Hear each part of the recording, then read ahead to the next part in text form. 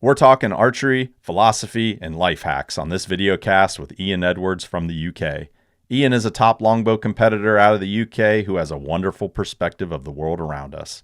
We spend time discussing ideas on happiness, fulfillment, and how reverse engineering your life can make you a better human, bow hunter, and archer. The audio version of this podcast is available anywhere you listen. Now let's get to the show. All right, everybody, welcome back to another episode of the Push Podcast and Videocast. Let's bring our guest on, Mr. Ian Edwards from the UK. Brother, what's going on, man? All good, buddy. All good. Really pleased to be here.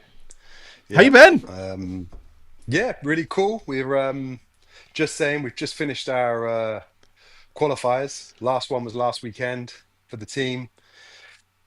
I had a bit of a rough start trying to run my sear for the first time, Okay. running a new bow, new arrows.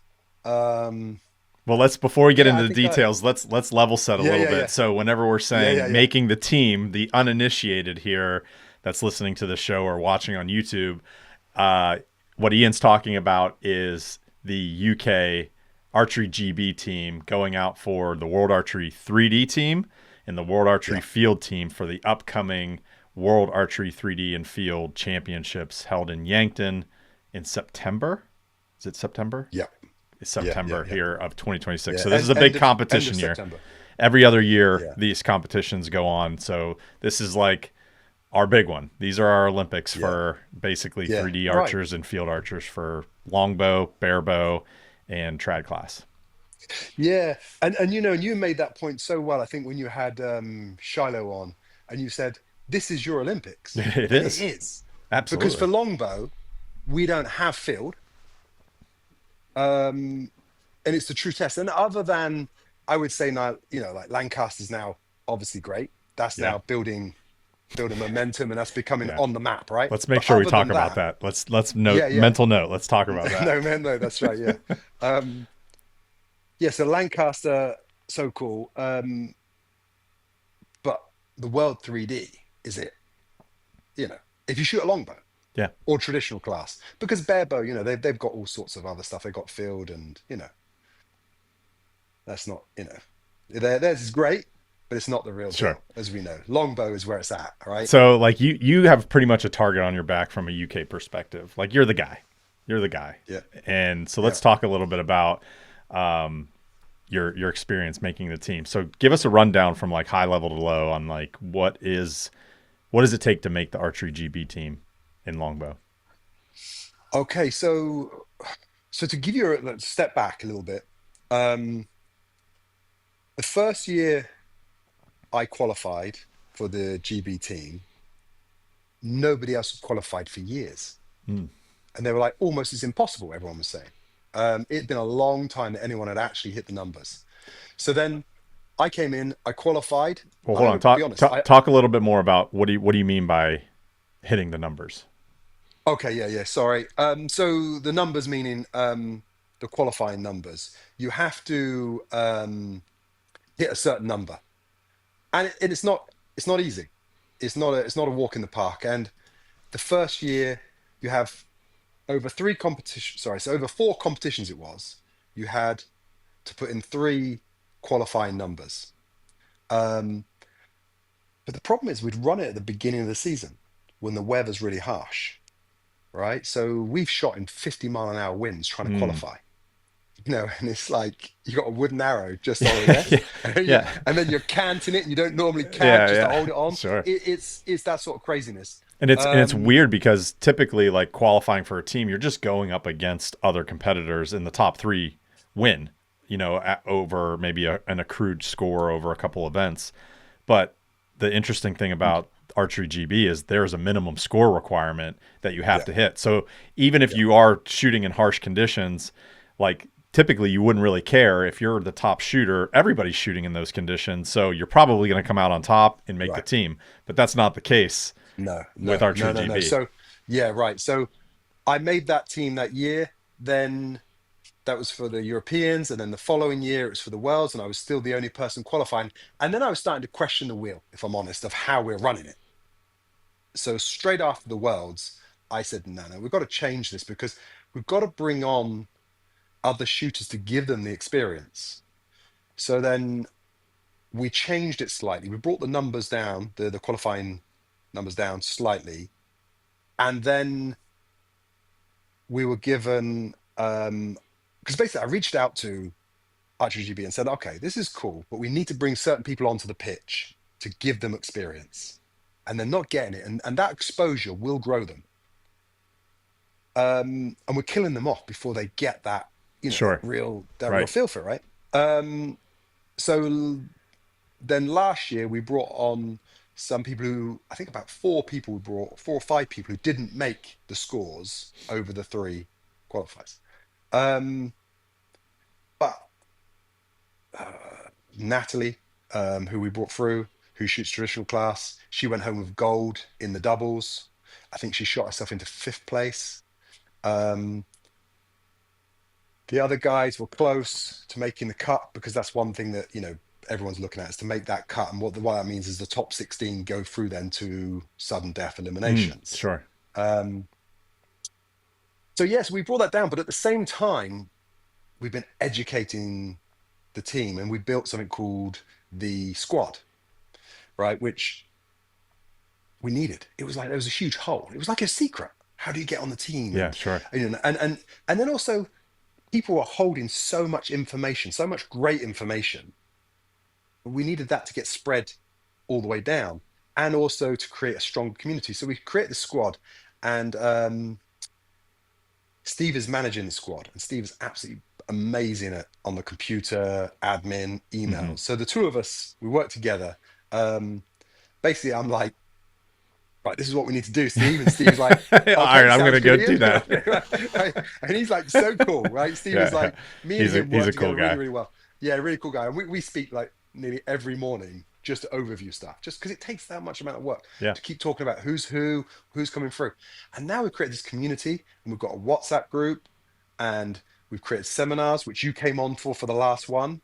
And everyone was just so inspired afterwards, after listening to you and your intentions and how you build those intentions, which we'll go into, a bit Yeah, later on. sure. I'd love to chat about that more. But all that information is coming into the squad. And now this year in longbow, I think we had 5 guys qualify, Wow. and now we are competing for the top 3 places. And to let you know how stiff the competition was, I came in 3rd place, No kidding. right? No, the guys came out of the gates hot. Wow. Right? I came out the gate trying to run a sear, trying to run my new bow. Obviously, I'm getting the excuses in, right? Yeah, right. But those guys are hovering around 400. Well, 400 on a flat bow, that's international scores. Yeah. I don't care who you are. That's in, because I also know our courses, and I know what I've gone up against to beat everybody else. I've Sure. beaten everybody, so I know what it takes. And our guys now, they're there. That's They awesome.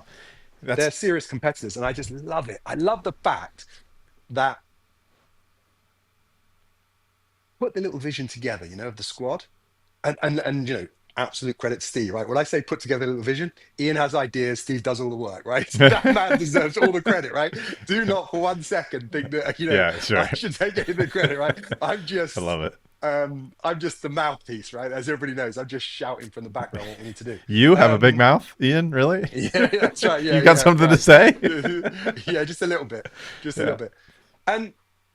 But to see it come forward and now have that standard, and now we've got 3 who have qualified in the traditional class.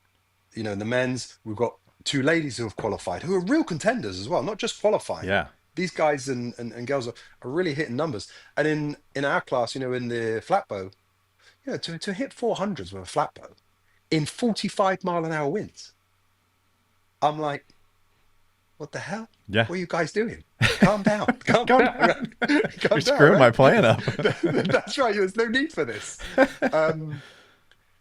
Yes, I'm just super happy with it. And Yeah, now we have our own WhatsApp group also for the flatbow guys, and we're all sharing. Oh, that's information on cool. Arrows, strings, everything. We're just. I love it. Yeah, It's so grassroots. Like what you guys are doing, and we talked about this a little bit during the seminar with the GB squad. It's just so cool that you guys have this vision to elevate everybody in the GB archery world, and sharing information, doing these grassroots seminars, raising funds, and then you guys are now seeing the fruits of your labor. You know, a couple years Yeah. later, look at the scores. Your scores are on the rise. You're qualifying. You're Yep. hitting those Yep. minimums across the Yep. board, and now you're shipping off more competitors to Yankton. It's Right. amazing. Right.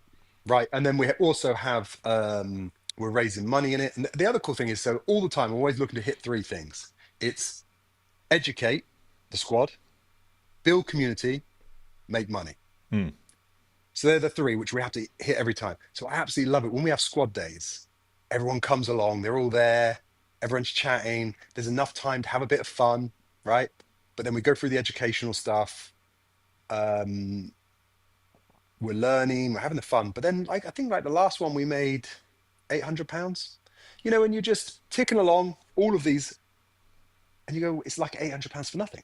Hmm. Do you see what I mean? It's like you were getting the money coming in at the same time as we're learning. Can you imagine, like the last squad day, you've got Ollie Hicks there, right?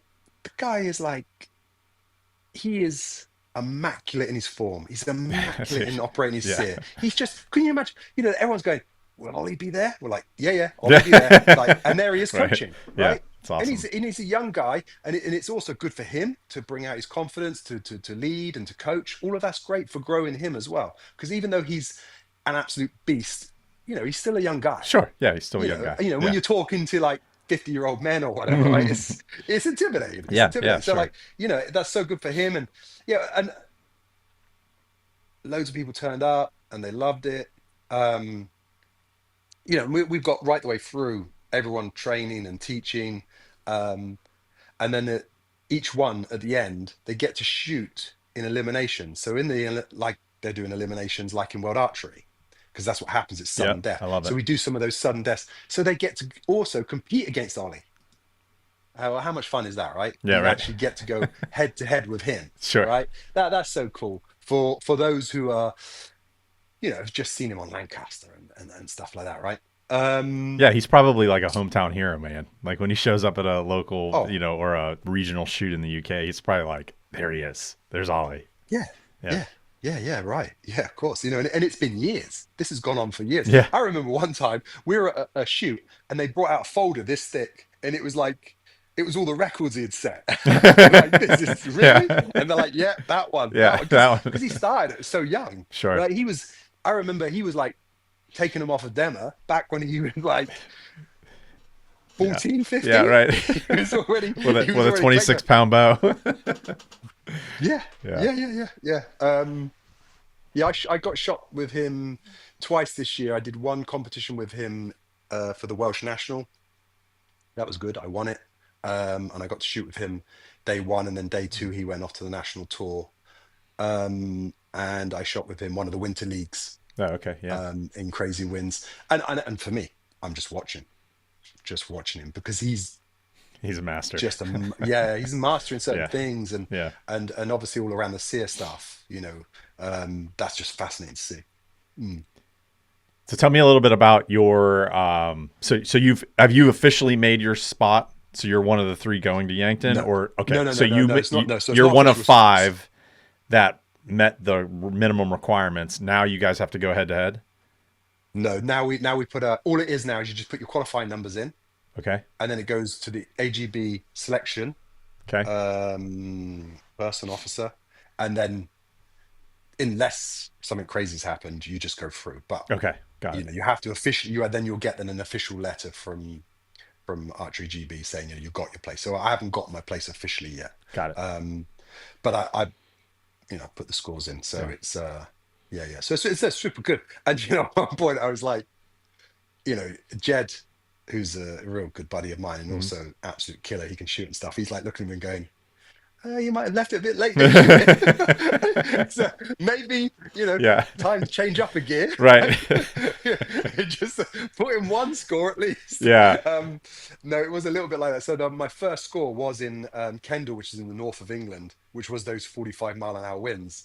And I'm like, oh my God, I've got to do it here of all places. But I managed to pull it off there. And then I had two, and then I had to just get one more, and the next one came fairly easy. It was good weather, so So who are the other two guys that are putting their scores in that are above you? right What's up. their- Yeah, so we've got So in number one place we have Bren Rees, and then we have second place we have Alan. And I'm sorry, Alan, I forget your second name. Can I think what your second name is? No, I can't. And then it's me. Um, and it's literally, I think it's Alan is 2 points above me, and then I think then Bren is 2 points above Oh wow, so Alan. it was tight. Yeah, it was tight. It was tight. And yeah, it's they're good shooters. It's going to be the first time for them going off to this type of event. Um, and I'll just do my best to prepare them for for what's going to come. Yeah. It's because it is intense. Oh, for You sure. know, it's pressure. That's all it is. The courses are the courses, and everyone's got to shoot those courses. But you'll have guys there who have been there for the last 15 years, right? And it's very different psychologically. You know, when you've done something many, many times and it's all gone well for you, you don't turn up with that same sort of apprehension of what's coming, right? So, Sure. they do have a bit of a disadvantage in that sense of their first timers, but I have all the faith in the world in them that they'll come through. Yeah, They'll that's come through. awesome. Yeah, That's great. yeah, yeah, Yeah, September's going to be great. I mean, there's going to be so much content revolving around the Field and 3D Worlds coming up in September yeah. here over the Will you be summertime. there? I don't think so. I don't think Oh, so. really? No, Why not? because it's Why not? September. I got whitetails to kill.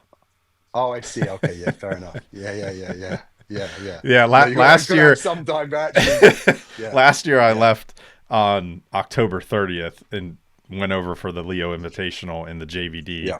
and didn't get back till like November 12th, and like man, I had some extreme FOMO going on being away from Right. the rut and stuff. So this year I'm probably going to be I got a lot of bow hunts scheduled for the fall, so Yeah, yeah, yeah. No, no, good, good. No, I get it. I get it. It's your thing. That's yep, your thing, right? that's right. It's the hunting. It's the Yep. hunting thing, preparing for it, getting set up, and then having a decent season. Yeah. No, I completely get it. Um, and I would love to do some more hunting. I'm just setting myself up with. I think I'm going to run two hunting bows. I've ordered myself a Tempest riser, which I spoke to you about, Hmm. a 21-inch for hunting with, and then also a my Velocity 66-inch. I'm also going to run that, and that's around 43 pounds. But it's a very, very quick bow, crazy Yeah. quick, A crazy, velocity. crazy quick. What type of bow is Timber that? point. That's It's it. timber Oh, point. okay, gotcha. Yeah, yeah. It's the new timber point. It's the new 3D bow. Oh, okay. Um, it's a really, really nice bow. I Is could it on show his you that, website? but Is it on his website yet? I don't think so. No, I don't think so. Have a look. I'm Oh not. I yeah, don't there think it it. is. It is. Yeah, I'll pull it up Yeah, right yeah. now. Bang, there it is. The velocity. That's it. That's the Yeah, one. And you have one of these? yeah. Is this what I you have two. compete? This is what you compete with? I'm competing with. That looks like that's mine. Yeah, Is it that one's yours? that's Nice. mine. Yeah, yeah, yeah. So that's what I'm competing with. I have two. I have a 66 and a 68, but the competition bow for me now is the 68. It's just a little bit more stable. Hmm. The riser is 26, so it's a large riser with shorter limbs. Gotcha. So it's kind of again going towards what Barebo's doing, where they're having the bigger Yep. riser and then the Yep. faster limbs. It's going down that line. My bow's fast. It's fast bow. It's for me, it's stable and fast. It's everything. But whatever, it's just the 66 is like super fast, but it's a little too much for me for shooting a wooden arrow off of. Um, yeah, yeah, but that's the one I'm going to set up as a hunting bow. Cool. And it looked really cool with a strap-on Oh quiver yeah, and yeah, so on. dude. Yeah, that'd be awesome. Yeah, but my oldest son has moved to Australia, so he's northern Queensland, and up there it's hunting mecca like you would Right. not believe. It's like off the chart. Yeah. It is like nothing else in the world, right? And um, his girlfriend, she's like, oh yeah, no, you'll love it because they've gone to where our Yeah. hometown is and so on. Yeah, yeah, you'll love it. Everybody in there is into pigging, with the pigging dogs, shooting them. Like they Hmm. got pigs everywhere. They got deer everywhere. It's just, I'm like, yeah, Yeah. that's cool. So I'll be we're, coming to visit, boy. that's right, yeah. So I'm literally in the other room, packed up now, all wrapped up. I'm sending out my old hunting bow. Oh, cool. which is a Black Douglas border with big set of hooks on Yep. it, so he can go out there and Sweet. chuck around some heavy arrows. So That's that's awesome. going out. Yeah. So that's going out, and I think today the plan was that we're going to go out in end of October, beginning of November. Cool. So So after yeah, Worlds, yeah, then yeah, you'll get back, settle in, catch up, yeah, and then yeah. head out for a hunt. That's it. Nice. Yeah. Well, my wife sees it as that we're going to visit the Got family, it. right? Got it. Got it. The family. You know, Yeah, we'll make sure to choose our words wisely. that's right. Yeah, that's right. Go listen to this. Yeah, we're Uh, going out to see the family, yeah, there and you maybe go. I may slip maybe there'll be out. an opportunity to hunt at the same time. That's great. Finn's bought himself a ute, and he's like, yeah, this is going to be so cool. Get the stuff Yeah, out to me, Dad. I've got to get that's some cool. practice in. That's awesome. Um, So real quick, like before we transition into like the philosophical, life hacky type yeah, side of the yeah, conversation, which I'm excited to yeah. chat about, let's talk about the Lancaster Classic Longbow Division, and then where do you see longbow going in the next couple years, especially with the well, I won't cede any opinions, but what was your thoughts watching because you weren't there, and I think a lot of people were bummed that you didn't show up for this first big. Do you know what? Just as a joke, right? The guys, because I'm going to have the shoot off, aren't I, with Michael Davenport, on your shoot off, right? That's right. So I've Summer shoot shared that down. my Ian yeah Edwards and shoot Mike down. Davenport next week, Yeah. baby. Yeah, right. And I'm sharing it with the guys on my WhatsApp, all the longbow guys. And you know what they did? Oh yeah, they ripped it right out of me. And I'm like, they ripped it right out of me and went, yeah, but you said you were going to go to Lancaster, you didn't even go. So you just pulled that off, you won't even turn up, right? They Nice. just ripped it right out of me. I was like, Yeah. guys, I'm like, they caught me completely flat I footed. I love was it. like, what? Like, nice one. So You no, I did. You did. deserve that, though. You deserve that No, for not I showing did, up. but that's right. But yeah, you're right. But I did, I did generate a little bit of interest and a little bit of drama in there. Um, I'd love to have gone. It was family. I couldn't make it Yeah, to the family. I would have loved to have gone, especially it being the first one and so on. Um, yeah, look, it's really cool. It will grow. It will continue to grow. That's what I see. I think the longbow division will continue to gain ground because it's more grassroots. yeah. And as technology moves further and further forwards, in the end, I think the ones which are most technical will have less draw. In the same way that things which are handcrafted and handmade, because that's what these bows are. Hmm. Yakko makes every single one of those bows himself with his Yeah, own right. hands. Yep. That's nuts. That's such a beautiful thing in the age of 3D printing, CNC machining. Honestly, I know I'm biased, right? Sure. But you can keep that shit. Honestly, it has no soul, and It as has no AI, soul. it has no soul, right? And as AI grows Yeah, more, yeah.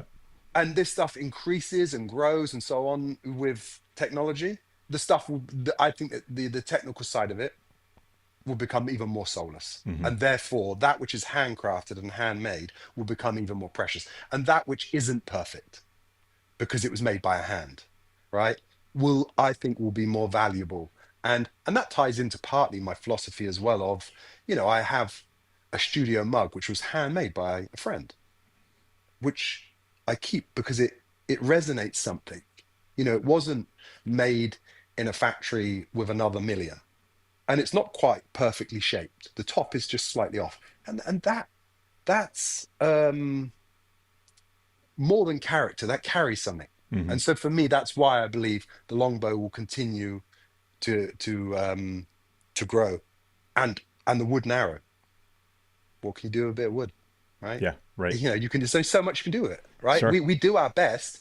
We select and select, but at the end of the day, it's a bit of wood, and that bit of wood is Yeah, right.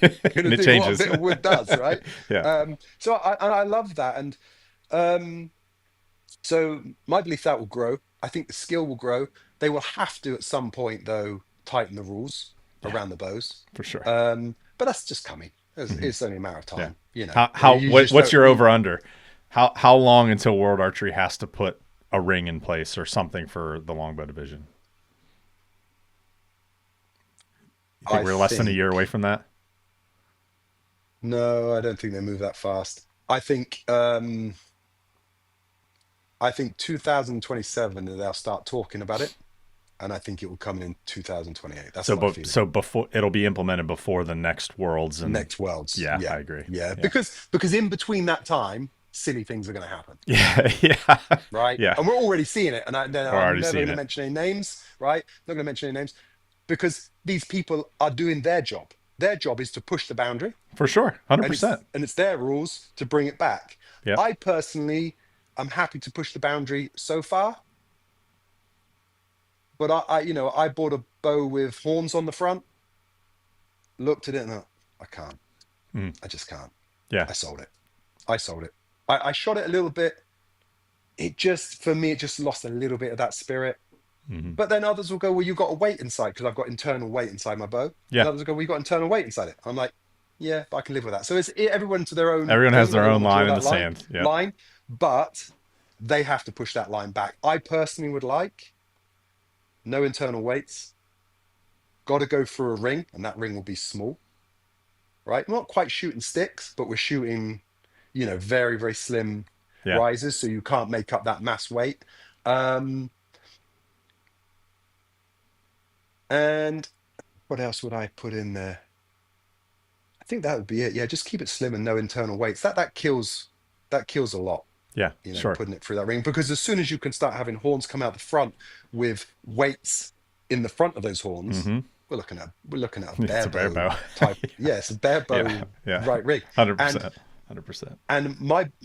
my bow, the velocity, I rung up Yakko the end of last year and said to him, because I was shooting split finger and going to shoot two different federations. Do you remember all that talk I was going to do? Oh yeah. Yep. What I forgot to do was ask my wife, right? She went, Yeah. do you think you're going to shoot two federations? Like you're going to be away 10 days one time and then a 10 days Yeah. federation? Right. No chance. You just choose the federation you want. Choose your fight. And I went, do you know what? Then if I've got to choose one, I'm going to choose World Archery. And she said, yeah, I get that. Yeah, it has not just a prestige, but the fact that the team, the way the whole team works, yeah, it's got a little bit more weight behind it. Yeah. So I chose For sure. that federation, and so then I rang up Yakko and said to him, "Look, buddy, I need a bow, but I want an absolute World Archery 3D bow, which means speed, stability." And he's like, "Yeah, you don't want much." He's like, yeah, he's like, "You Right. don't want much." He said, "But okay, but let me. I've got a bow which I'm experimenting with. Let me come back to you with that." And he said, and if because at the time I was asking for a different bow, and he said, and if you want the other bow, I'll send you both of them and you shoot them side by side. Oh, And cool. then he made the velocity and he went, I think this is your bow. I said, just send the one, just send Hmm. the velocity. And that was the 66. And the reason why I'm going back to that point is it has the maximum amount of recurve back in the limb being legal. So the string is not allowed to Hmm. touch any Got of it. the limb. Yep. Now, he had an element before which did quite a lot of recurve, but these limbs are different. I was shooting with a 28 and a half draw length, a 400 grain arrow. I was shooting that at 195 feet per second. Wow. That's fast for a recurve. That's yeah, and that's it's That's fast, full blazing for a stop. competition longbow. It's Right. blazing. Yeah. Um, it ended up, so I've ended up though going slightly, and it's not much slower, but slightly slower with a 68. Hmm. But again, what have we done? Which is Yakka's, that's the job of the bowmaker. He's pushed those limits right up to the line of the rules to Yep. create what I asked for, which is an absolute 3D machine. Um, so yeah, so I see that's what's going to happen, with the bows. I think they're going to have to draw that back. We have made a request to World Archery as well to see if we can run tab sears, meaning to adjust our tabs like bare bows allowed to. I think it goes in as a rule interpretation, Mm. something like that. We've heard nothing back yet. And look, and let's see. But Yeah. I'm now questioning myself if is the way to go, or whether we should even on that front leave it. Oh, allow Um, like sear systems and yeah, stuff. yeah, yeah. You can do whatever you like on legal equipment, Yeah, sure. but I mean, adjusting your equipment to make it easier to run your tab sear, Hmm. or put a little notch on your riser to do a riser sear and so on. So yeah, so let's see. I think I would like it now. The more I thought about it, keep it tight. Mm. You know, keep it tighter on the bows, Yeah. make them lighter, make them harder to shoot. Basically, why Yeah, not? We've got to shoot the I'm same with you. bows. I'm with you. I think a ring needs to be implemented. You know, how big the Yeah. ring is going to take a lot of deliberation and stuff, because I feel it'd be hard. I'd be hard pressed to think that they would create it so small that the standard longbow right now that you see through Timber Point, through Sock Trail, like whatever's out there in the market now, would now have to be adjusted. Their designs would have to be adjusted after there's been precedence of records and competitions being shot with timber points. Like I would feel bad for the manufacturers if the ring became like, an 8 centimeter or a 6 centimeter ring, right? If now you're talking like, oh, we're getting into like the old English longbow style, and that's where we're pushing the class to, that would be really interesting to see. Like, would there be Mm. acceptance in that? Is there going to be pushback in that? I just feel for the manufacturers on their side. Yeah, no, I hear you actually. Yeah, I But didn't think of it so much, but yeah, but you got to it's got to stop it. happen. You got to But you got to stop it. You stop it can't where it's stop the yeah, march. You got to yeah, stop the because march. it's getting Like, like these risers are getting big. They're getting big, yeah, right? And yeah, yeah, yeah, yeah. in per the rules, you could put horns with, you could make an 8 inch stabilizer right now in longbow, as long as it's made And out the of a other piece of and wood. yeah, and the other area now I see it's gonna start coming as well is in the traditional class, Mm, just as bad because it's the yeah, same riser, right? And you sure. put huge weights inside lumps of whatever at the front. It's a Yep, barebow. They yep, they really are a barebow because it's the same limbs. The only thing you can't do is string walk. yep, Well, um, so again, I would like to see that stopped as well. yeah, Stop the march in that area as well. Put that for a ring, no internal weights. It just slows it up and also separates us from yeah, each for other sure. Yeah, because like you want all those these two. classes are just blending into Mm, modified barebow, mm. right? Essentially. Yeah, exactly, exactly. But that's my overall feel of it. That longbow will just continue to grow. It'll end up being I think it'll end up being the biggest class. You think you do? Yeah, yeah, because of in the end, people will have the nostalgia as well for the more feel of the Yeah, bow. sure. As technology pushes it forward. In the end, you go on the computer and you just type in, and then somebody 3D prints the bow you wanted out of metal. Because the technology is going there. In a minute, it's Hmm. you know, um, it moves on further and further. So that handcrafted, that hand felt, I think will be the thing. Will you be at 27 Classic? Hope so. Hope so. Yeah, No it's a hard, funny no hard. time. I was hoping for like a really hard commitment. Yeah, no, I hope so. Look, I asked at the beginning of the year. I asked the powers that be, would everybody mind if I went this year? And everyone was cool about it. And now Finn's gone to Australia. The whole family's a bit like, well, we're going to go to Australia at some point. And Yeah, I'm right. like, yeah, let's go a little bit earlier. And actually, Yeah, it gets hot around that time. So I'm imagining that, that Australia isn't the best place to be, yeah, right. You don't want to be. You don't want to be smack in there, the smack in the middle of the smack in the summer. middle of their summer, right? Yeah, No, yeah, it's a bit, yeah, yeah, yeah. So maybe going out there a bit earlier. So I'd really like to. I'd love to do that as well. That yeah, would be so cool. You know, I, I have very two different sides of me, which will, the philosophy side. But 98% of the time, I shoot my bow on my own in the garden, right? And I absolutely love what I call monk mode. I'm just there quietly trying to master the bow, right? And for me, the competitions are all about creating an aim, which I'm trying to achieve, win Lancaster, become world champion. And then through that aim, I'm dedicating myself to the craft to master it. And for me, the juice is in that intensity of trying to master the craft, right? That's where I get my real joy from, yep. which 98% of is in the garden on my own. Hmm. just working on it. This is not working. I'm even videoing myself and like, Joel Turner, Joel, what am I doing wrong, man? This Yeah, is not sure. going off. Yeah, Like, and yeah, even stuff yeah, like that, right? And then even reaching out to you, I said to you, oh, what do you do with this? How do you do that? yeah. You're like, yeah, give me quick answers, and loads of guys in the community. And I love all of that as well, and trying to find what I'm doing and um, mastering that. But there's another aspect of me as well, which others who know me, who meet me at competitions, I absolutely love the banter, right? I'm like a kid who's been allowed in a sweet shop, right? Because I'm so quiet on my own most of Yeah, the time. And right. when I get there, I'm like, yabba, yabba, yabba. I'm just giving it so much shit because I don't know. I just find it so much fun. It's just a laugh, right? I'm there, Do you just feel like you have yeah. more fun at competitions than the people going up against you because of your shit talking? A lot of You're the people only one having like put fun on that. on the A lot of course. people put on their cards. I'll shoot with anybody, but Yeah, not but you. buddy. Even Jed's like, you can shoot with me, but please be quiet. Yeah, Just be you're quiet, man. talking Well, shit. at least when I'm shooting, right? And why do you have to stand so damn close to me, right? While I'm shooting, still talking in my face. That's great. Um, but yeah, I love that part, seeing everybody, the banter of all of it.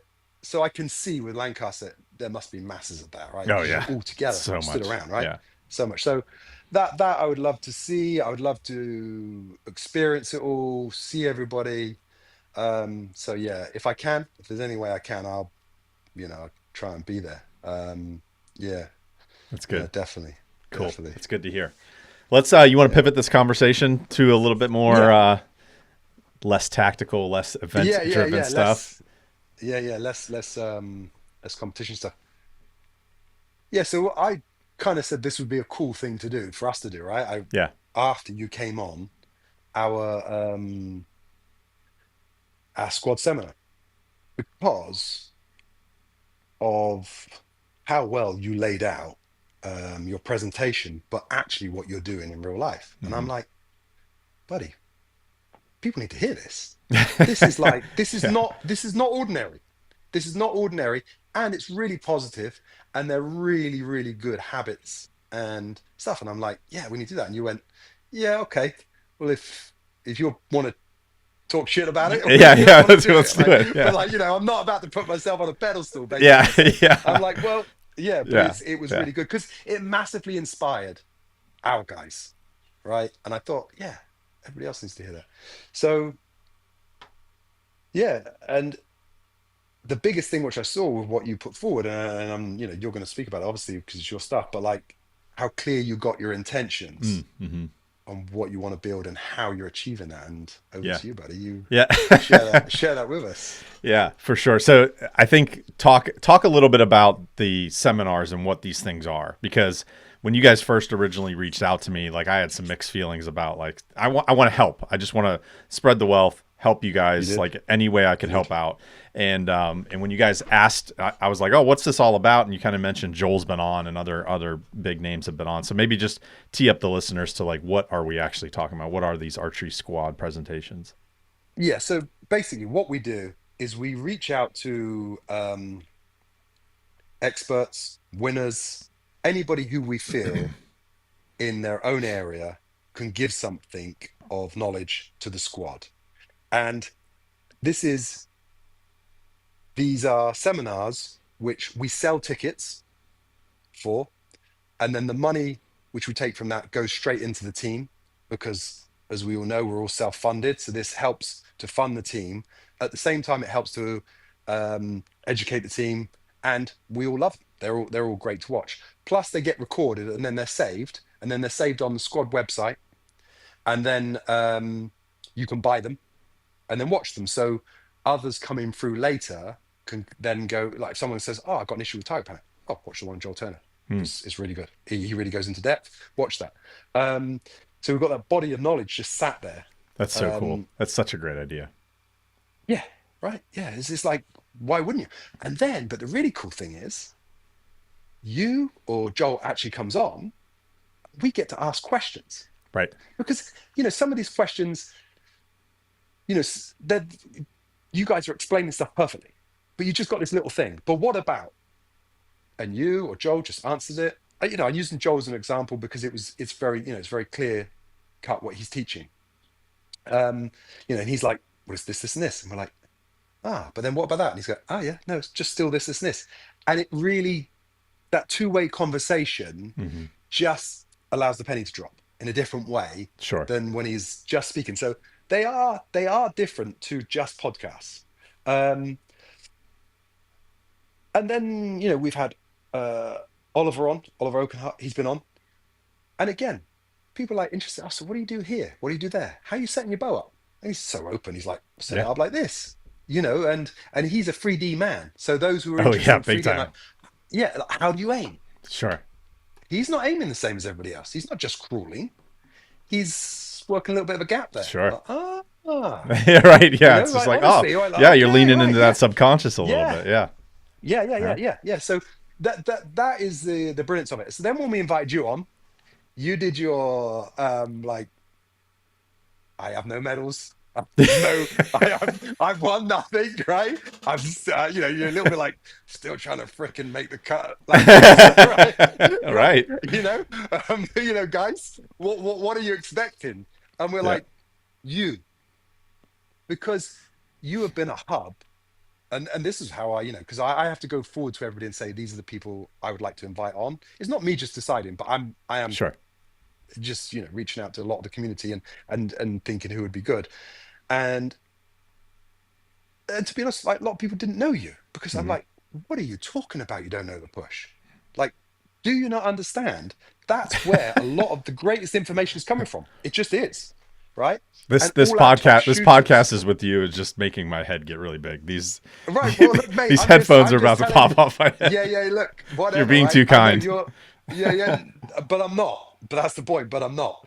The truth is, this is how it is, and I have introduced the push to so many people who then go, "Well, tell me more." I'm like, "Yeah, yeah, buddy, we're shooting. I can't tell you everything. Go and watch the push. This episode with Tom Plum. Mhm. He explains it in that episode." Or they will come on, we will meet. One of the guys has been on, and we're like, in the squad, we will talk. Like, oh yeah. So like just last week, one of the guys were going, yeah, so what do you think of the 2-inch feathers four fletch, which Cody's talking about? I'm like, well, I've shot it before, da da da da da. Yeah, it's interesting. Yeah, but if you listen to the whole, yeah, yeah, I've listened to it. Trust me, I had shot that a long time ago, Yeah. and there's some great information there. So there's this huge body of knowledge which is coming from you, or if not, going through your Through. Yeah, I would call it through, yeah, not through from. through yeah, right, Not through from. through you, right? People are not here to listen to me talk. People are here to listen to But people like you well, talk. where you say that, yeah, but um,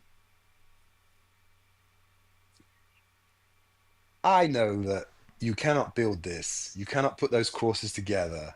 I ask you any question. I hear you speak as well, and you go, "Oh, um, when I was over in Europe, I stood behind Ollie. There was something different there. That guy was so calm on the sear. You spotted it straight away.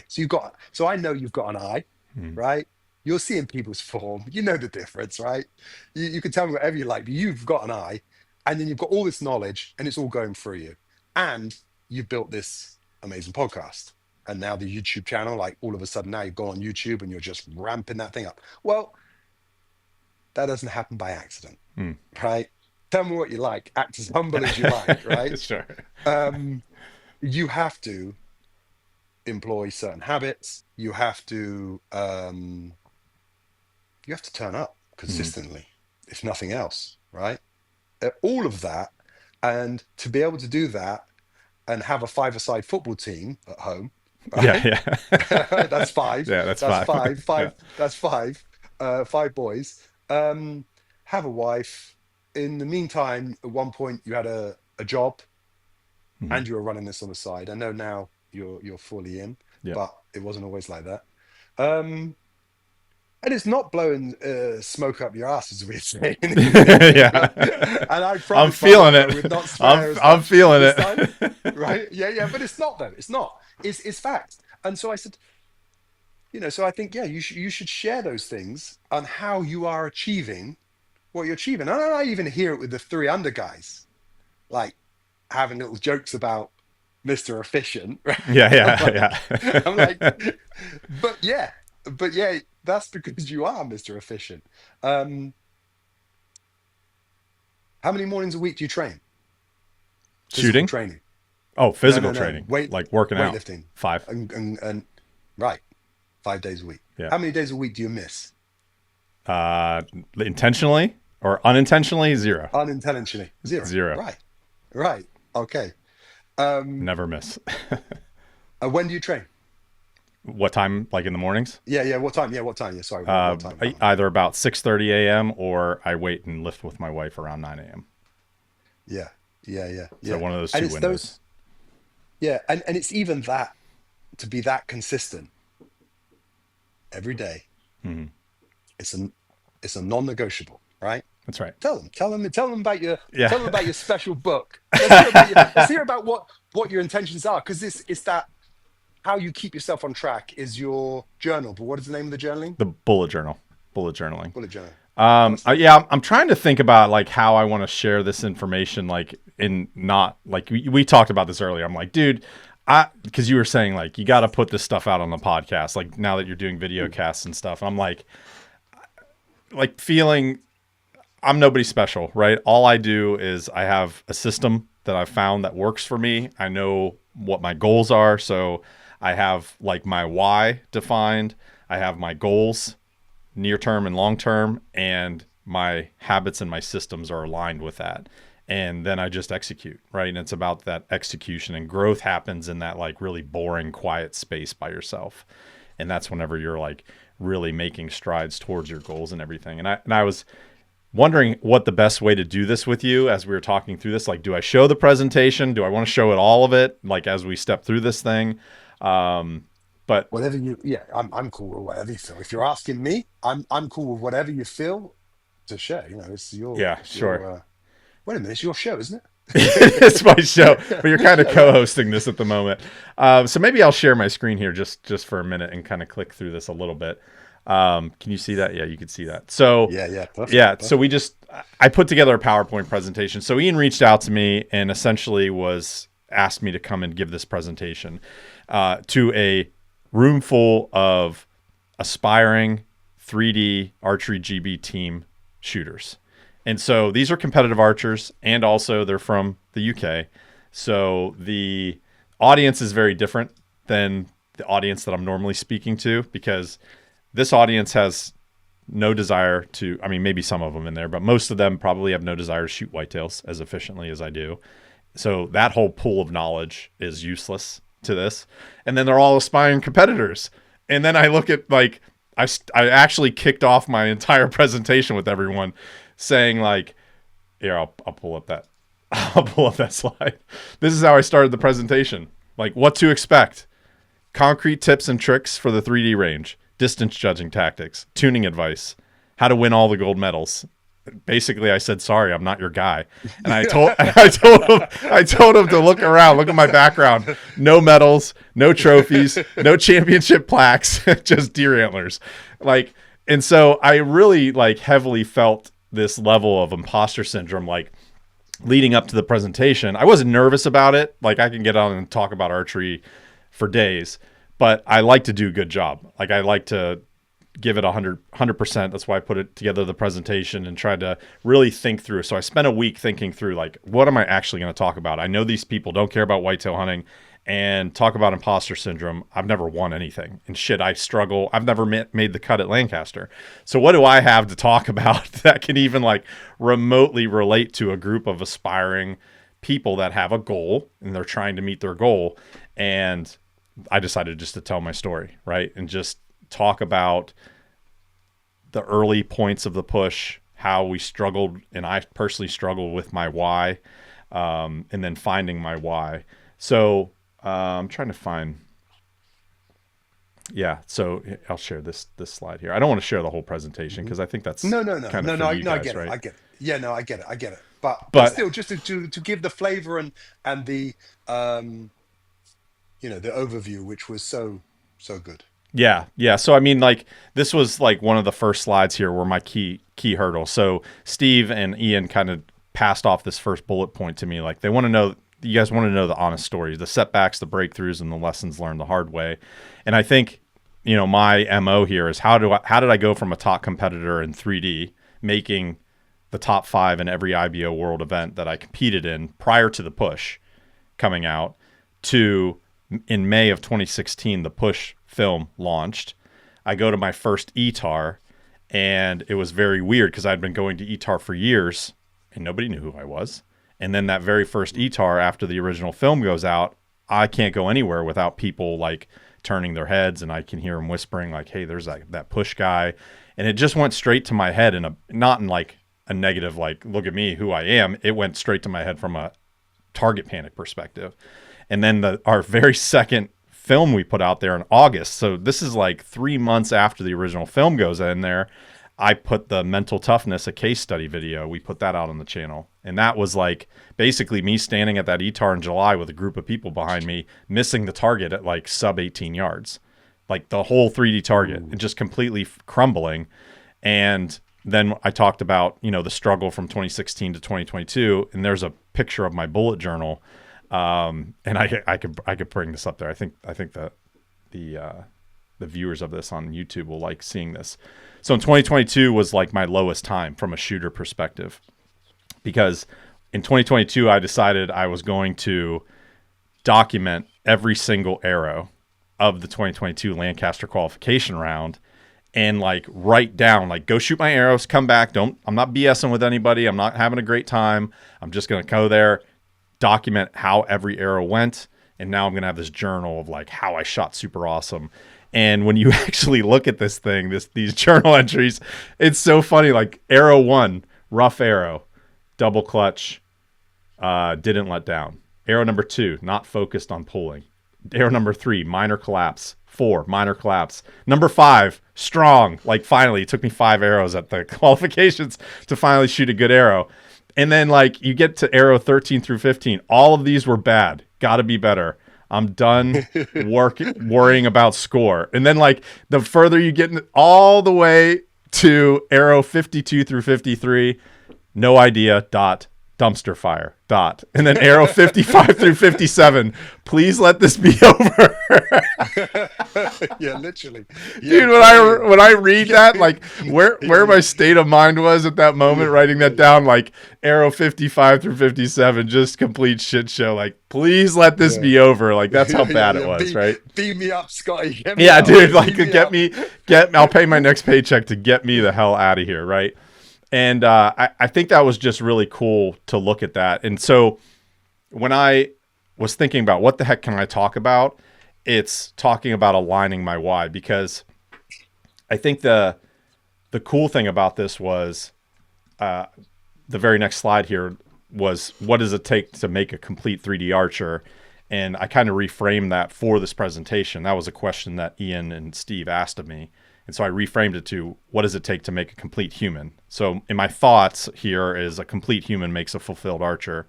A fulfilled archer can reach their highest potential. So like the question posed, what can I share that'll be helpful, is talking about confidence and mental control, physical health, and then life and habits off the range, and how that can help you reach your highest potentials. And so that's kind of where we started moving through that. And that's kind of where we started going. So I don't know how we want to structure this conversation, Ian. Like, do we want to talk about those categories? Yeah, well, look, first of all, you got your intention clear, which you described. It wasn't clear. Yeah. And because it wasn't clear, you were like, what is my identity here? Mm-hmm. What am I prepared to hang my hat on? And that's what came through really clear. When you weren't clear, you were like in this no man's land.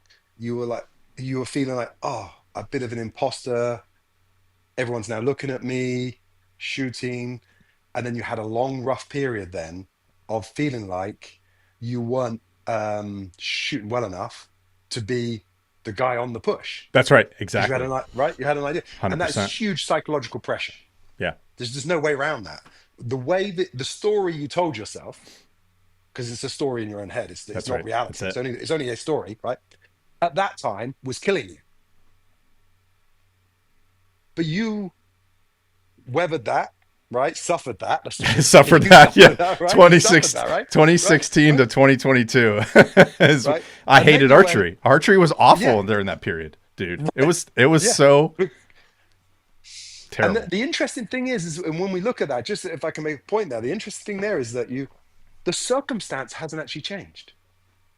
You're going to the same ETAR, you're going to the same Lancaster, That's right. right? But the story in your head of who you think you are or who you think you should be, That's right. right? More to the point, you freed yourself off Yep. and you went, no, what do I really want? And like you explained to us, then you said, no, my real intention was I I actually want to be an amazing content creator. I find that so fulfilling to give to the community and to build something here and build my own business and just get deep into that and really create that. Yep. And then you got really clear about what you wanted to make there. And you're like, the competitive side is just Hmm. an also ran. That's right. It's not the main one. And I think as soon as you saw that and you got that clear, right? That was what you explained to us. I'm only saying No, roughly yeah, what you said to us. you're spot on. You're spot on because Yeah. like my That freed you. yeah, and that's where I wanted to talk to everybody at the 3D squad was like understanding your why and aligning your habits to your why is the most important thing that you can do to reach your goals. That's it. Because Yeah. like, are you wanting to be the best 3D archer in the UK?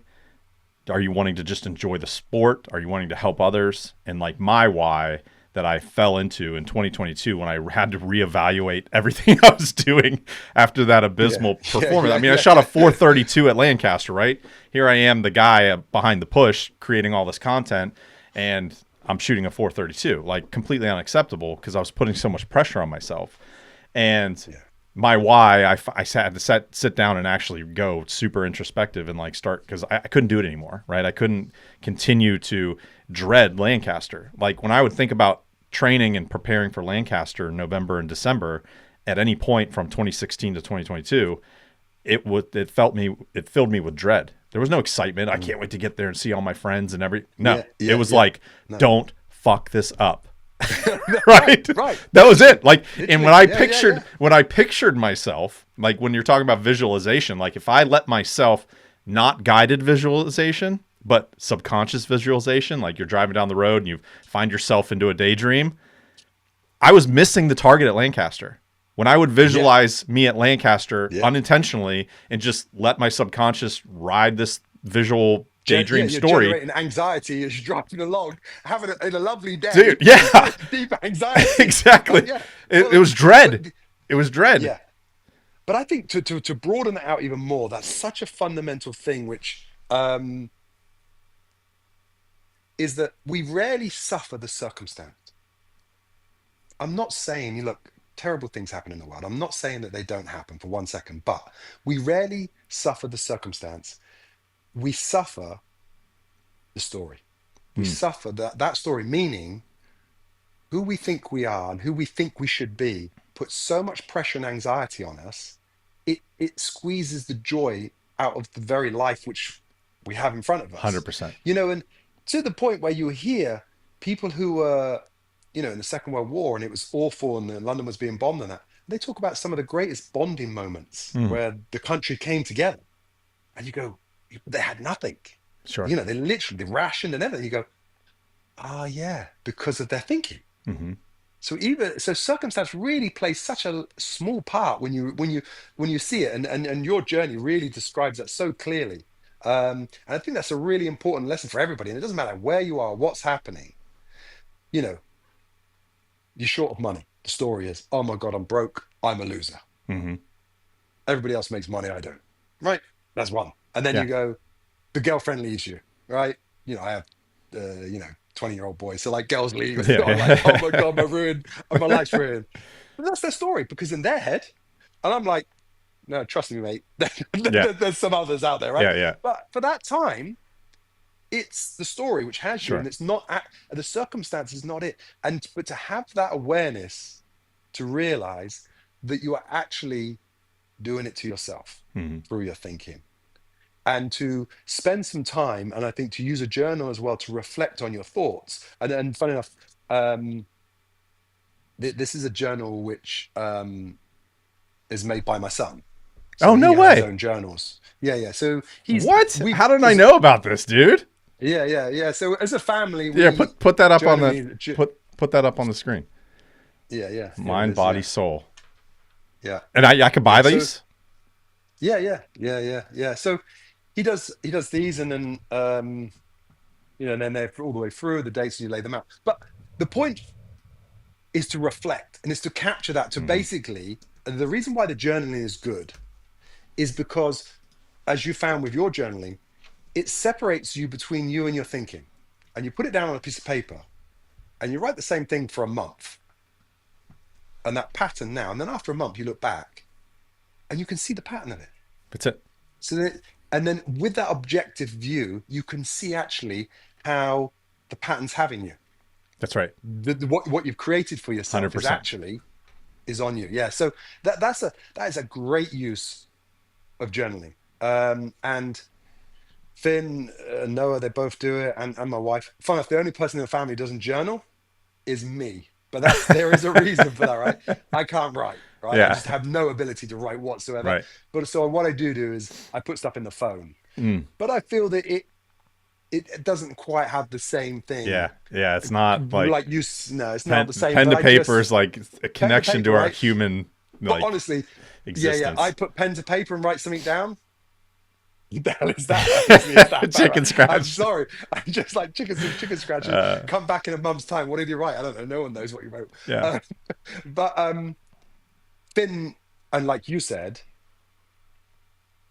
you can look back 2, 3 years ago and look at those journals, and now you're even more objective. Yeah. You go, ah, shit. Yeah. Not only was I doing that to myself, now I appreciate as well the growth where you've come from, Yep. because growth is always most accurately seen when you look back. 100%. You can't see it going forward. You can't No. go, oh, how far have I come? You've Yep. got to be able to look backwards. Growth only happens behind you. So have you come further? Have you gained more ground, and so on? And it's seen, and the journals are evidence. Oh yeah. That like And you that's made that point so well. yeah, I brought these down from. I usually keep these in my That's it. There you bedrooms go. up Yeah, at a that's it. bookshelf, but these are my journals, and I have them every year.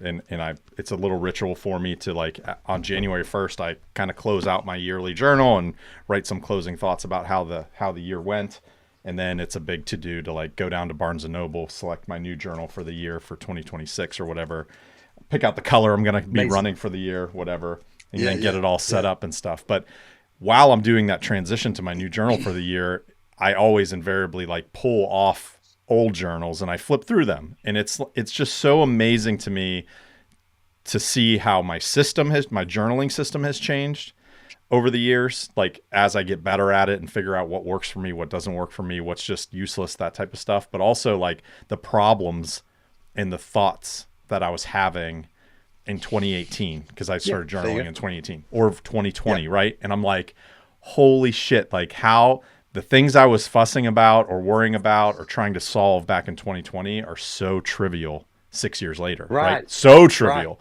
And Perspective. but then in 2030, when I look back at what I'm dealing with today, my biggest problems that are in my journal, like it's not even going to be close to it. And we should talk about journaling a little bit, maybe talk about bullet journaling, and I'll share my screen a little bit. I think it's important Please. because I Yeah, think yeah, people yeah. aren't really visualizing what it is. Because I'm not asking people to like sit down and like just gush their heart out every single night and every No, no, single morning, right? This is like a no. systematic approach to life, right? My bullet journal goes everywhere I go.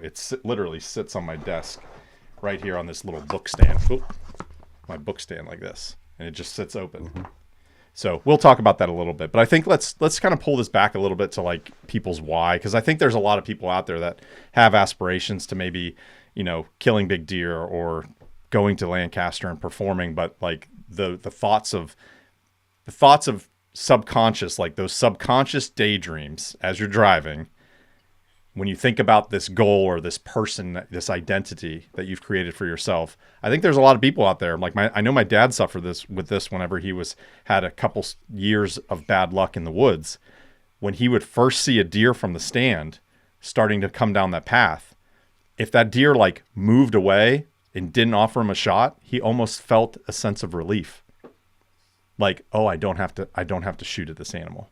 Right? It was out of his control. Like, he didn't get the deer, but at Yeah. least he didn't screw up and didn't get the deer. Like, the Yeah. deer just Yeah. didn't Yeah. offer the Didn't opportunity. didn't have to go under that You pressure. know, and Pressure I which think there's a which he lot of dreaded. people there, right? I think there's a lot of people Right. in these self-deprecating states of mind that were like where I was in 2022. But I think the big turning point for me was in 2022 after I shot a 432 and I was embarrassed and I tucked my tail, and the last thing I wanted to do was crawl into that commentary booth that year in 2022 and be the face of the barebow commentary, because I felt like an imposter. I'm like, I came out here and shot a Right. 432. Like, what the hell do I know? But then my why became clear, and I defined it of helping to expedite the traditional archery learning curve, growing the sport to new levels, and building the largest traditional archery and barebow brand in the world. That's my why. There you go. And then I started reflecting on it, and where does my why state win Lancaster or be the best barebow archer or be a 570 shooter indoor? Like that is, Exactly. would it help my why if I was a 570 shooter or if I won Lancaster? Would it help the brand grow? I'm sure. Yes, absolutely. But does aligning, like, should I be spending the training time? Like, I'm sitting here on a call with you, and I'm going to have another one right after you, and I'm going to have another one tomorrow, right? All this time I'm spending creating the content is time I'm not having one of these bows behind me in my hand. So how can I expect to be the best in the world when the best in the world are using all their open time training in aligning their why, aligning their habits to their why? And so I think that was a really big turning point for me back in 2022. Yeah. Yeah. Also, as well, I just want to just touch on something else there too, is that you're aligning your why, you're getting your why clear, but you're also, your why is innate to you, natural to you.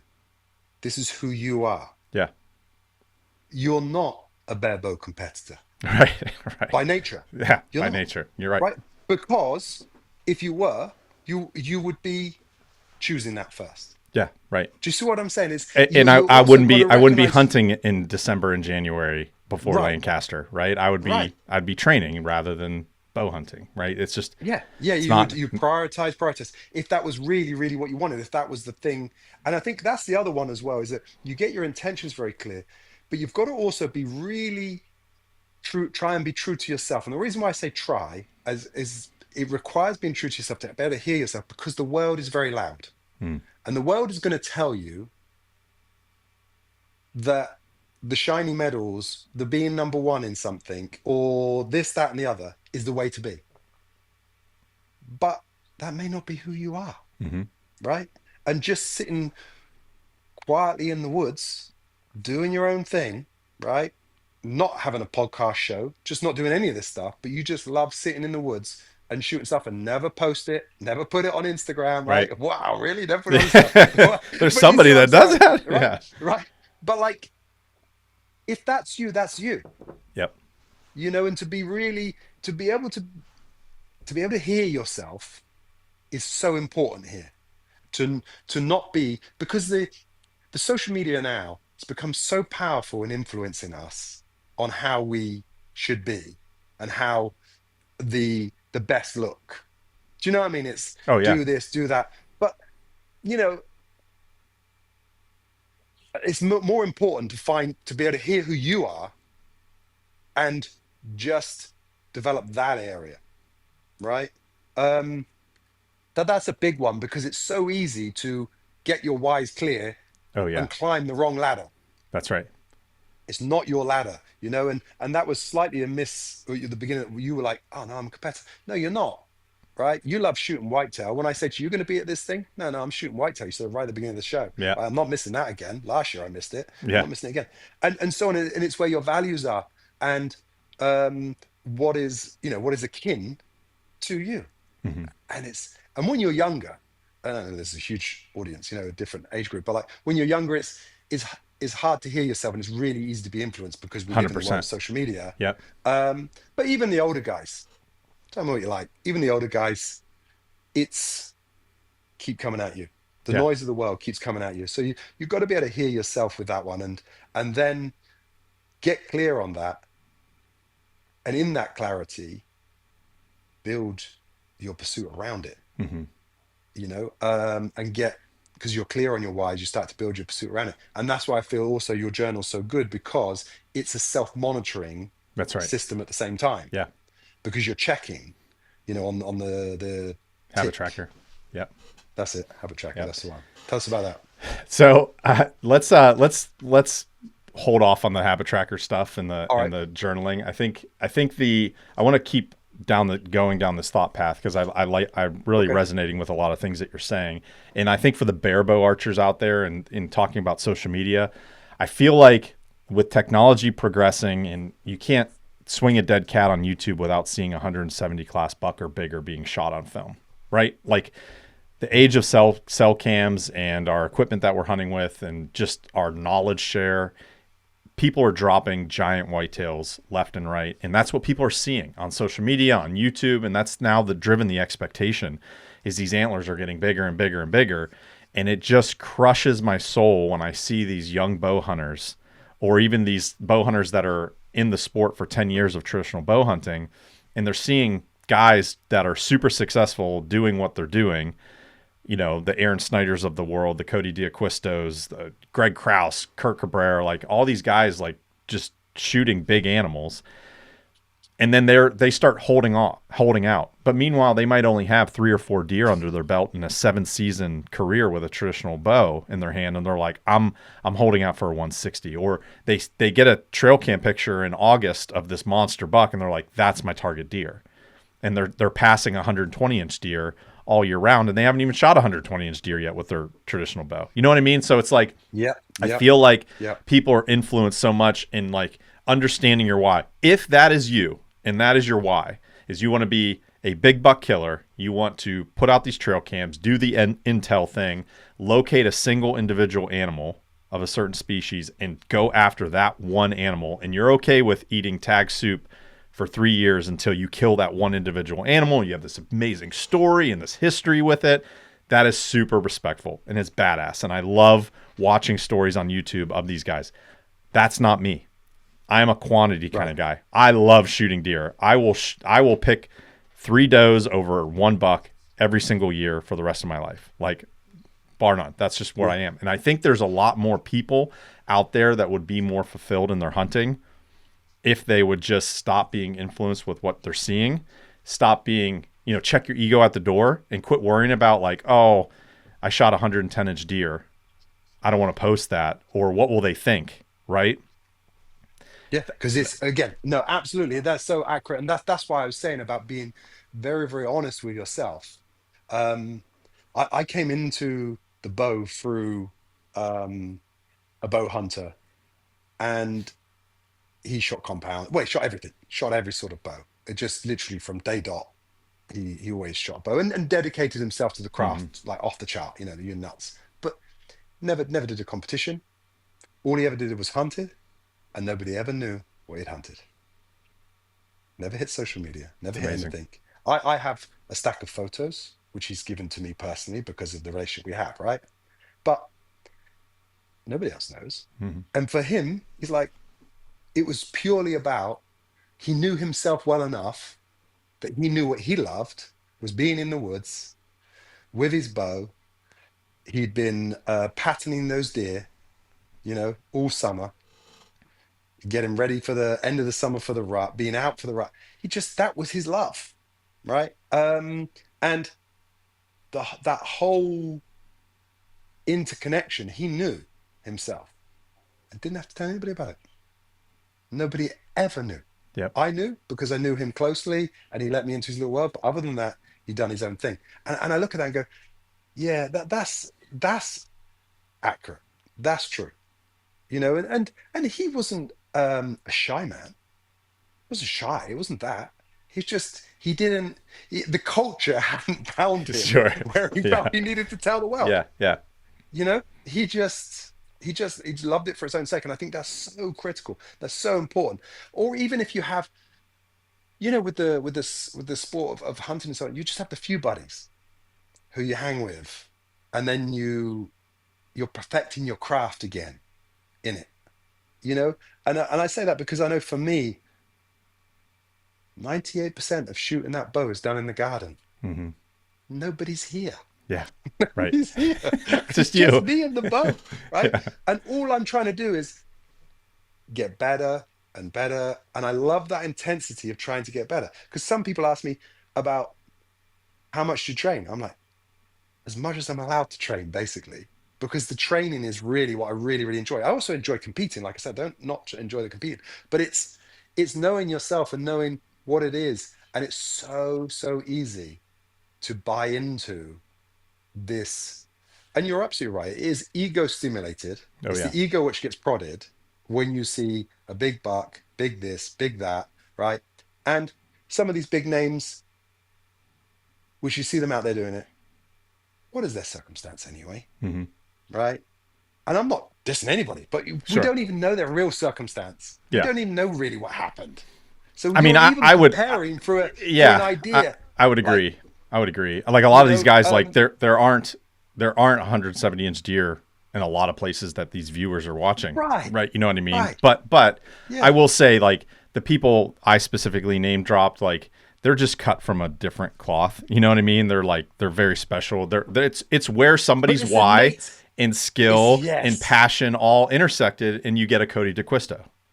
You know what I Yeah. mean? Or I remember with Aaron, and he was talking one time how much time he spent in natural hills. Yeah. Right. Like I Yeah. basically came down, ate, changed, and went back up Yeah. again. Right? Exactly. You know. I'm like, but you got to have circumstance. You got to have the drive for that. That's got to be innate to you, That's right. right? To be out there on your own so much time, and that it's, and then you compare yourself to that, but it's not you. It's not you. Right. It's not you. Like I remember you, like you also talk about where you're hunting whitetails in little blocks, right? And that's a certain type of hunting, Hmm. which allows you to nip out, do your hunt, come home, and sort the five That's kids right. out. Yeah. Because Exactly. that's your Yeah. life, right? That's right. That's your Exactly. life, buddy. Exactly. It also has got to be real to that. Yeah. Um, and then people see the what I call the movie clip of it. Oh my God, have you seen what he's done? Right? Yeah, yeah, but that's not entirely Sure. true, Right. Right. or it's not entirely Yeah. real. Yeah. It is Right. true, but it's not entirely real. That's It's right. not the full picture. Um, yeah, and yeah, it's so so important to be really honest with yourself. And there's one thing which a very fundamental truth for me, which I have built my life around. Right, so this is my absolute fundamental truth. There is only one thing of meaning in this world, and that is the quality of your life. Mm. Right, and the quality of your life is in direct relation to how fulfilled and how much joy you have. Amen. Right, nothing else. So then you have to ask, that begs the question, what brings joy and fulfillment? That's right. Well, me, I love family life. I'm a family man. I have three boys, love them to death. Um, I just love that shit, right? I don't drink, I don't go out, I don't do any of this other stuff. I'm really like, other than my socializing through the sport, through the school, I don't do any of that stuff. Hmm. Um, I'm very, very clear on what brings that joy and fulfillment for me. And I've always been somebody who's happy to work on a craft, like my artwork, done on my own again, right? I'm very quiet the way I do everything in that sense, because that's what I like. It's just me. The joke is, like, when last time I was on the pod, I don't leave the garden, the Yeah. studio's in the garden. It's just, again, that's how I built it because that's me. Yeah, that's right. Um, so you get clear on what brings you joy, what brings you fulfillment, because what is true to you, right? What's true to Matt, building a podcast and building this business and the whole interconnection and all the different relationships? That's so different to me. I don't want to be talking to that many people Yeah. throughout the day. Sure. Do you know? But you have, your correspondence is constant, has to Hmm. be, right? Yeah. With all different people, all the different networks. Um, and that's the thing. You To be really true with yourself. What is it which speaks to you? What is innate to you? What do you love for its own sake? Right? And the movie stars are doing them. They're That's doing right. what's true to them, right? And the world has just turned around and gone, you're a movie star, Yeah. right? It's like I have the benefit of because my thing is I love the intensity of the craft. The benefit for me is the outcome is I win Hmm. generally, right? Sure. And this is not an ego thing. It's just that's the outcome Right. of this person because this person loves the thing which generates winning. I don't know. I talk absolute nonsense and give it all the banter and so on, Yeah. but it's not. That's just me, just being absolutely, Yeah. just being a boy, right? Just being Right. a boy in the playground, taunting the other Yeah. kids as Right. you kick Yeah. the ball at Poking them. them, Yeah, that's all. That's putting all gum in that their is, right? hair. Yeah, right. Yeah, that's all that is. That's Yeah. just silly boy nonsense. But the reality is, and then some people are like, oh wow, how do you feel about that? And and this and that, and I want to be world champion, and I want to do these things. I want to do that. I'm like, great, crack on, dedication Hmm. to the craft, and you gotta love that dedication Yeah. 100%. because the medal is like this tiny tiny bit, right, of some outcome. That's right. um so it's having that clarity in your thinking which is so vital, um to allow you to have joy and fulfillment in your life. And when you 100%. get it wrong, you will suffer your own thinking. And sadly, that suffering literally brings people to Yep. the end. Yeah. The, And the, the it's, words, I cannot live with myself, meaning that's right. I cannot live with my own story, In your own head. right? And that suffering is tremendous. And then I just want to make one other point as well. And this isn't, and this isn't like, oh, you should do it like this, and oh, we're so good. No, fuck that, right? Absolutely not. Honestly, there's nothing good about me, right? Trust me, right? Yeah. Yeah, Sure. that's like I'm Yeah. not nice, right? Yeah. I'm not nice, all the rest of it. You might have Yeah. saw more of me in the last podcast with all the swearing and so on, and the life I live, Yeah. right? It, Yeah. it isn't. It isn't all. I'm not trying to. It's not about doing the right thing. I don't care about the right thing. I don't care about a lot. Trust me, right? I'm not soft and I'm not nice and da da da da da and those way. But I know what brings joy and fulfillment to me. And that's why I'm saying and doing these things. That's why I'm putting that forward. It's not about doing it, being good, Hmm. right? No, no, it's about knowing yourself and being true to that. My thing was one time, what I absolutely loved, my favorite thing was to go out with a purpose-bred dog, right? And rip down game and me Hmm. jump on it with a knife and kill it with my bare hands, Yeah. right? Yeah. That was my deal. Yeah. Right. I loved it, right? So what I'm saying is, I loved that. That was me. That's what I'm saying. And those are some of my greatest times I've ever had. To be in nature, the smell, the dog, the relationship, and all of those things. It's not my life now. My life is very different now. But I'm saying it's okay. You do you, Hmm. but you've got to quietly, and that's where the journaling and so on comes in, to quietly sit there and go, okay, what's true to me? Yeah. Because Absolutely. if it's not, you'll generate your own suffering.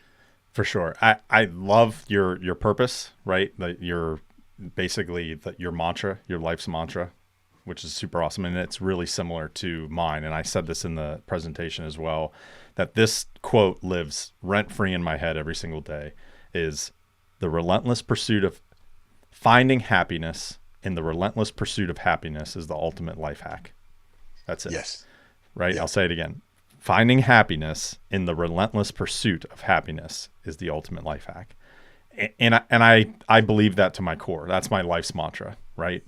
And I think that is just such a powerful way to look at the world. And basically what that's boiling down to, it's a fancy way of saying, embrace the suck, embrace the hard things, right? If you're enjoying the journey towards things that fulfill you, truly fulfill you, not what the social media and what YouTube's telling you is going to make you happy, but like what understanding your why and then relentlessly pursuing that and finding joy in that journey. That's it. That's the ultimate life hack, because you can wake up every single day and the things you're doing for your career, the things you're doing for your family, where your relationships are, where your hobbies and your sports, like whether it's bow hunting or competition archery, like when all those pieces of the puzzle are in place. And I kept drawing an analogy to like spinning plates. Life is like spinning plates. And you can get a plate spinning and then it has a little bit of momentum and you don't have to touch it and you can go on and get some more plates going and get them spinning, but eventually that one's going to wobble. You need to come back and give it a spin and keep it going. And you can only keep so many plates up at once before they're going to start falling, right? And that's life. Yeah. That's Yeah. life. Yeah. Yeah. And family life. And then you talk about like, again, what we call like the movie reel, Yep. but the reality of family life, like comes in our bed. He's 3 years old. He's hot. He's shoveling around the bed. He's kicking me. It's half 3:30. It's 4 o'clock. Oh, damn. I'm like, I don't know if I go back to sleep. Right? 4:30. Yeah. Like 5. It's like, you're like, this is real life. Yeah. This is like, I'm like, oh, damn. Uh, I get up. What's the Yeah. point? I've been awake. I've been awake since 4. Right? I'm just gonna get up, go downstairs, and just like, but that's again, that is what you're talking about. That's the suck. Hmm. That's family life. I That's right. want that. I want that. That I love that. That for me is also when then my wife comes down, and I'm not putting a rose tinted glasses on it at all.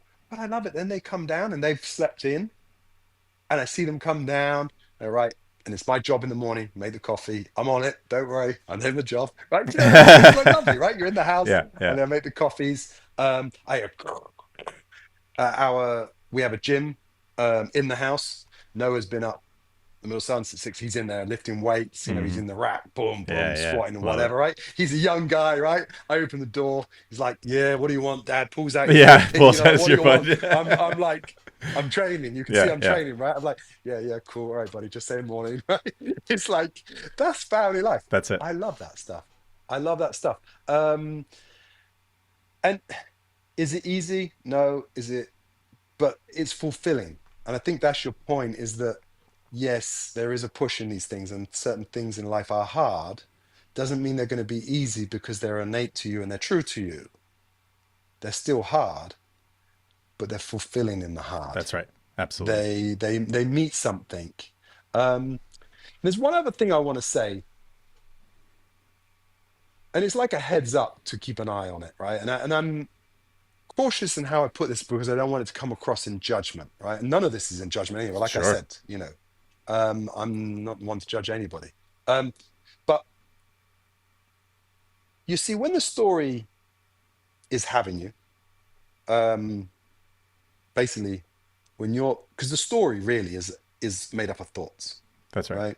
So you're not having a thought is actually having you, 100%. right? That's what's happening. And that is then generating how you feel and the pressure and the stress and the suffering of that, right? And yours was around archery. And I'm not playing that down, but in life, as these things build, they become much bigger than the thing themselves, like we said. And then there is the need to escape it, to take the pressure off, Hmm. right? And escapism comes in many different forms, but all of them end up as dysfunctional and detrimental to your life, right? So the pressure builds up and you need to take the pressure off. So you scroll just to get Hmm. out of it, Yep. right? There is the classic line where I have a drink in the evening just to take the edge off. That's right. Take the edge off of what? You're Hmm. not taking the edge off of anything. What you're doing is you're dumbing down the story. That's right. You're You slowing down the because story. this right because it's become it's crippling. You need an out, Hmm. right? But those outs end up owning you, Absolutely. right?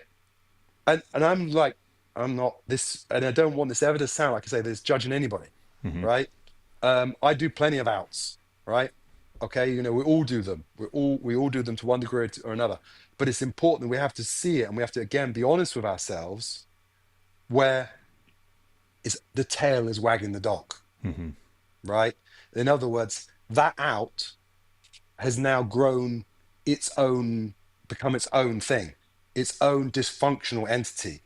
And now you have two jobs. You have the original thing which you had to face in the first place to get clear in your own head. And now you have to deal with that thing which has basically become an addiction, Absolutely. right? Um, and we have to be honest with ourselves where we are. And we're all at different stages at different times. But at some point, to be able to get back, you will have to go through the fire of that addiction. 100%. And it ain't going to be easy, right? It is going to burn you. It is the guarantee to remain in the middle of the center of the fire. It is easier than going through it, but you have to go through it, That's right. right? And, and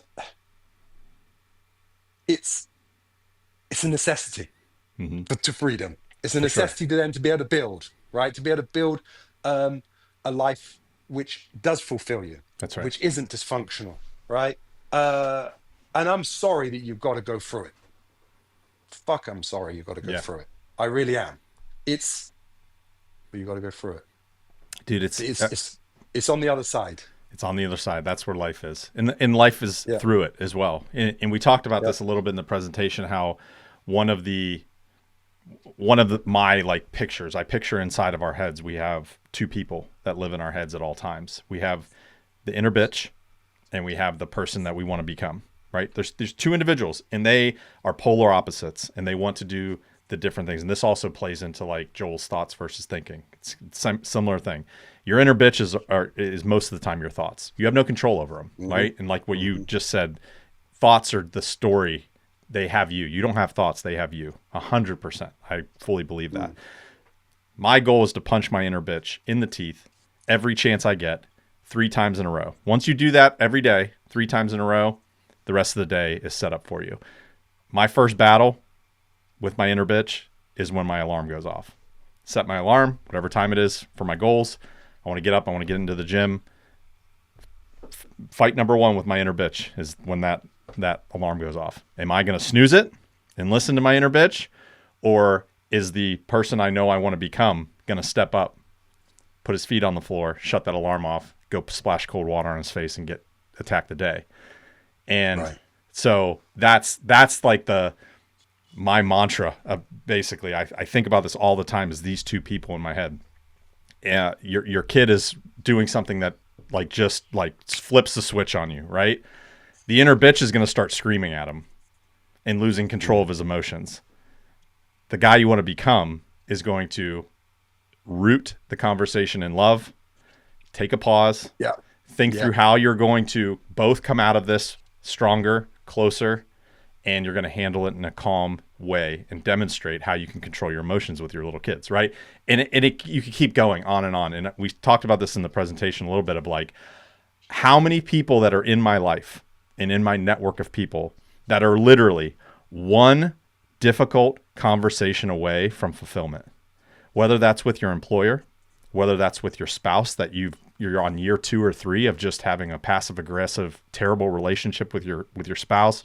Maybe it's an estranged father or mother or a brother or whatever, right? All these interconnected relationships that we have, and we are one difficult conversation away from fixing those relationships and like having a completely fulfilled life and having community and just growing, right? This giant family tree, super healthy.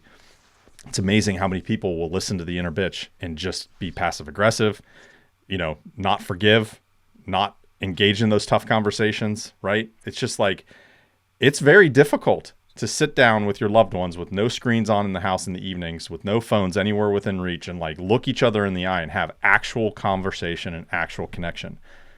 That is not normal anymore, right? Back in the Mm. 80s, that's normal before technology, but now it's just like I can't wrap my head around why so many people just go through life and like they're one decision or one conversation away from happiness, and it's too scary.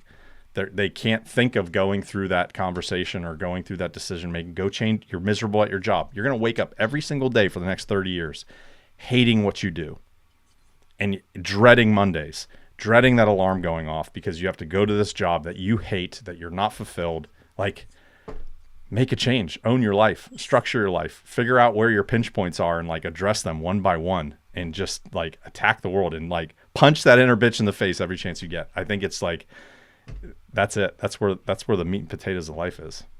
Yeah. Yeah. No, I hear you. I think it's so true. And however small those steps are, That's right.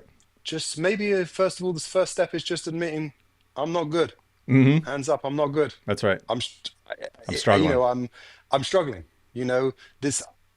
to use you as an example, this archery thing has become a monster in Hmm. me. Guys, I'm not good. To have that, to just, even if it's just to put your hand up first, um, because it's very hard culturally. Everybody, again, because of social media, everyone Hmm. wants to look like they're successful. Every other person, I know what we're doing here is about, like, every other freaking person is like a life coach. Mm, Everyone's got their yeah, life so good sure. together, right? I know what we're doing here, but I'm just saying that's how it's made to look, right? But we've been around long enough to know It's that hard, man. not It's nobody's hard. like not everyone's got their life all together. And I know No, I haven't. I And don't it's either, and right? all no, no, and that's the point I'm making. We're not saying that, but um, But I could say I don't have my life put together. I still have problems. I still have to deal with problems. I still make mistakes. I still like all of these things, but I'm not miserable. I'm happy. no, I'm yes, generally fulfilled. yeah, I'm yes, I'm I yes, am in line. I accept the decisions I've made and I'm in line with them, right? And I'm and right, the amount of mistakes and the amount of bad decisions or the amount of wrong turns I'm making in my life continue to get less and less and less as I move on. It's because I'm making better choices from a health perspective, the substances I put in my body, the habits that I have and that I've formed, and the systems I have. Like those yep, things, just as those things stack up, I just become more fulfilled and more happy. And the connections and the relationships that I have in my life get stronger and stronger. And it's just like a reciprocal closed loop system that just continues to grow. It's like a snowball falling downhill, just growing. It's just like gaining momentum and life continues to get better. But a lot of people are just stuck at the starting blocks. They're just churning there and yep, yep, they're unhappy and they don't know why they're unhappy. Right? They're yep, unfulfilled and they yep, don't know why they're unfulfilled. And they have no idea where to start. And I think that's like a really common problem. yeah. And I know it's okay. So that's a good point. Where to start? And what we're talking about here is like a philosophy of life, For sure. of to bring about to live a life, to live the most fruitful life you can live, right? And you know, you go, well, that sounds very selfish. But actually, what you find is giving, having a family, sharing is where you get the most juice anyway. For You get the sure. most fulfillment anyway. It's like the most selfish thing to do is the most selfless thing to Sure. do, type of thing, Right. right? So Right. it's a funny paradox there. But if we forget all of that for a second, in the sense that when you sit down with yourself and you say to yourself, okay, so if it's about the quality of your life and what you give yourself to and what you do within it, then you have to ask yourself one thing. Very, very quiet with yourself and say to you, what do I love for its own sake? Right? Why? Because it's such a fundamental question. Because the ego is going to always tell you about the glossy magazine, the Hmm. car, the house, this or that, right? But that's always going to be the voice of the ego, right? But what do you love for its own sake? Because that thing comes from already being full. It's not trying to do to be full, right? So it's a very different approach. And they look like the same thing on the outside, Mm. but they're Hmm. not, because one is like, I love this for its own sake. So take me with the artwork, right? So different to archery and everything else, it would appear. But it's very, very simple. I fell in love with artwork because when I did it, I felt completely fulfilled in the doing of it, Mm. right? People like ask me, because obviously we live near London, do you go to the RA? Do you go to this exhibition, that exhibition, right? I don't, I don't go to hardly any exhibitions, any art exhibitions. I'm like, why not? Just not interested, right? But the artwork, there is a love for the artwork in itself, right? Um, Your art and is it's, so trust me, beautiful, dude. It's so good. It is so good. I love everything you do, man. It's so thanks, powerful. buddy. Yeah, I'm sharing my Thanks, screen buddy. right now for those of you guys listening Right. to this. And so to be able to find that which you love for its own sake, you see, frees you from the egoic mind, which is all based on the story, which is all based on the outcome, which is all based on basically validation from the outside world, Hmm. right? To be somebody, I have to have this outcome. That's right. That's always the story. That was your crippling thing with the archery, right? For sure. Eh, I'm no good, so therefore I'm nobody. I'm Hmm. miserable, right? Um, and people would like say to me, "Oh, how do you feel about the artwork?" Well, it's really strange because I'm not in the art scene. I don't even like artwork.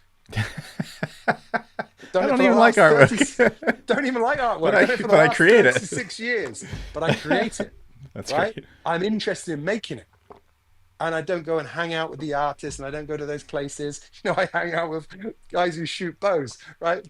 You know, not cases like you, Yeah, right? yeah. So like, um, they're my people, people who shoot bows and then, and I like, I have an interest around the hunting as well and the competing and so on, that whole thing. But so what I'm coming around to say is, so, you sit there and you go, what do you love for its own sake? Because if you find that, keep going, because that is free of the validation of the outcome, Hmm. right? So it's free of the story. It doesn't need the story to exist. It only needs to be expressed itself.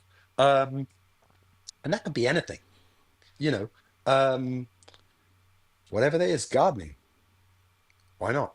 Hmm. Do I Think say gardening about because I freaking hate gardening, me right? too. I Think freaking about I got a think massive about the garden. I early freaking days hate it. of think about the early days of traditional archery before, whether you were a compound convert or you were just a fresh archer that picked up a longbow for the first time. Think about that period of time before you were like, "Oh, I love this," and you didn't know about the industry. You didn't know about the content that was out there, right?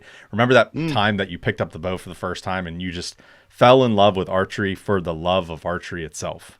And you had no idea right. that guys were killing 200-inch deer with the recurve longbow. You had no idea guys were shooting 570s indoor. Like that was not even part of your world yet. All you knew about archery was exposure to, I draw this back and let go, that arrow does this thing, and Yeah. I'm obsessed with whatever I just did I'm there. not, that's right. Yeah, yeah, yeah, Right? yeah, You know yeah, what I yeah. mean? Simple But as that, then right? but then Yeah. like then it just starts like then it starts you get starting to get influence because you get on Trad Gang, and then Trad Gang morphed into Facebook, and Facebook then morphed into Instagram, and then YouTube, and then you start getting influence and your expectations start getting skewed. It changed from, I am loving the act of seeing an arrow fly and trying to perfect this craft, to this handful of people are up here doing this amazing thing with this, and I'm way down here. Now this comparison game starts. And then all of a sudden it's now influencing how you actually approach the sport. Now you're like, you were a bow hunter and your goal was just to kill a few does every year. But now all of a sudden you're holding out and passing deer because you're seeing what these guys up here are doing, rather than just going out there and for the love of killing animals or competing on the line or getting your heart rate up. Like, just things changed. You can, it's just be Yeah. No, careful of no, what you let in. yeah, yeah. And it's what's come in, and it's also that your self-worth got attached to the outcome. 100, That's your self that is it, identity. right? Yep. Yeah, your That's right. self-identity. I'm a I'm a big buck killer. I'm Dude, a you're right, spot on, right, dude. right. You're spot on. Exactly. No, no, you're not. No, you're not. You're not what you did, That's right. right? You're not what you did. You That's right. did that thing. It's like people like to talk to. Even just the other day, someone said to me, and they said, "Oh, why did he reply?" Is it because he has the perception I'm the world champion, right, in my class, and so on. And then someone answered something to me, right, in a different country. I said, but then they went, "No, you are the world champion." In fact, I said, "Yeah, I know, but it's their perception of it because I'm me, right? There's all just perceptions. It's not actually." Look, I won a competition at that time. If we ran that whole thing again, don't tell anyone, I probably wouldn't have won it. Do we do it 10 Right. times? I'm not Yeah. going to win it 10 times, Yeah. right? Right. If Right. you run it again and again and again, that's the truth. Obviously, I'm never going to say that when I'm there. I'm going to tell Sure. everybody, you're smoked, I'm Yeah. arrived, Right. I'm going to give it the biggest shit talk in the Yeah. world, obviously, Yeah. right? And everyone's now like, oh, he's a really sweet guy. No, meet me at a Yeah. competition, right?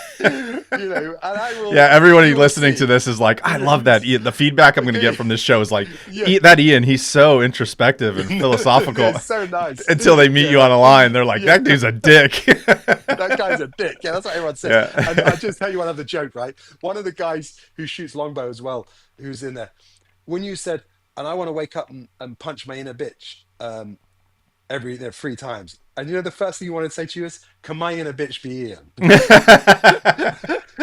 That's one of the guys on the team, right? That's It's awesome. like it's so funny, right? So Um, everyone's inner bitch avatar is Ian Edwards on the UK, but yeah, the right. Yeah, yeah, Expo yeah, yeah, squad. yeah, yeah. Everybody wants to punch him Yeah, I in the love it. face. It's so it's and it's not philosophy. It's not philosophy. It's very, very real Hmm. because it's your life. And you the time you have I mean, I'm not talking about how long you live, but I mean actually the time you have, what you give your attention to, what you're doing in your Hmm. daily practice. And and you don't have to have some, and again, it's not about what job you have or what career you're building and so on and so forth. No, it's not about that. But I'm saying, but the attention you give to whatever it is, whatever you love in your spare time, in your hobby. Because like, I know loads of the guys, they're they're working their jobs, then they come home, they get home early, they're setting their gear up, they're refining it, and giving themselves fully to that. That's it. It's a bit like what I was going to say as well was like sometimes like some of the guys I see them at we have our national body, which runs to its own strange rules, which is cool. Um, I see the guys there, and they assume that what I'm doing is something different to them, Hmm. but it's not. All I'm doing is practicing and going out to a competition, and all they're doing is practicing and going out to a competition. The perception of, oh, you're the world champion is a perception. I'm living, practicing, going to a competition. What are you living? Oh, you're practicing and going to a competition. What are you doing? Oh, you're sitting in a high chair for hours and hours on end? Me too. I've gone home with 2 does. You've gone home with a monster buck. The perception of that being a monster buck and yours are only does is a perception again. You can have the goal of having a monster buck. I get that, right? My goal to dedicate myself to the craft, to funnel that is competition at the moment. And I'll be honest with you, I don't know how long I will Hmm. stay here either with this because there's something which I enjoy it, but it's to somebody else's time because obviously the competitions, I Sure. can't say, well, actually, I don't want the worlds in Right. September. I'll have it in the middle of the year because it's more convenient for my Yeah. Right. holidays, Yeah. right? Yeah, yeah, I gotta run to somebody else's scale. I struggle with that. That Hmm. is one thing with competitions I really struggle with. Somebody else telling me when I got to turn up, Yeah. Yeah. right? I know it sounds really silly, but I really run to my own schedule and I hate it. But That's the that's that. top. So I don't know. That's the inner child in you throwing a temper Right, that's the inner tantrum. child, right? Right. Yeah, it's like it's me. Yeah. And I'll own it. It's just me. It's just who I am. Yeah. I don't do that. That's why I, walk out to a studio and do artwork. I don't do a corporate job. I don't Hmm. fit those things. I don't fit other people's schedules so well.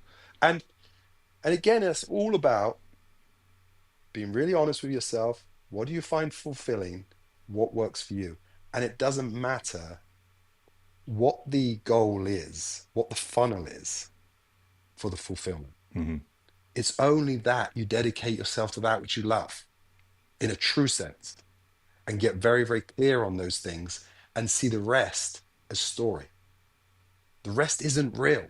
The fact of you sitting in that high seat waiting and you shoot Tree the doe, stand for all you North Americans. tree stand. It's high seats Sure, I in get it. England. I Yeah, get it. yeah, yeah, yeah, yeah. Tree stand. It's the same deal. You're stood there. You're sat there. You're waiting. You're building that relationship. You're still learning the craft. You're still watching the wind. You're still whatever it is, right? You're still dedicated to that craft, and it's those little details of um, knowing that at a certain time in the evening the wind changes, or the way you went in, What did you do there? And that actually, when you just move your left foot, your tree stand just does a, Mm. and it messed you up the last 4 times. That now you've taped that all up and you've changed all that and you've refined your gear and you've refined your gear and you've refined until in the end, it's like you have become such a specialist in doing you in Mm-hmm. the tree stand, right? It's like when I used to hunt, and I'm not going to go into too much detail on any of that, but when I used to hunt, I used to hunt early in comparison to everybody else. I'd be out and back before they even left. That was something which just was cool for me. You know, it worked for me because I used to get up early, so I used to like to hunt early because some of the guys would hunt right through the night, right? That's the thing what they would do. Um, but I can become a specialist in my form. And what I'm saying is, then you build everything around that. And there's something really cool about specializing your own gear Mm-hmm. for, like, I remember listening to you where you're going, yeah, and I then drop off, I think whichever one of the boys was, drop him off to practice. Then I'd nip over quickly in between his practice, get a little a sit in, and Yep. then be back. Yep. Right. Well, you'd become a specialist in having Yeah. 5 kids and Right. getting a hunt in 5 minutes from his Yeah, place. exactly. Yeah. Right. Yeah, it's a But system, that right? It's this, it's it's a like, system, but it's that craft of it. yeah.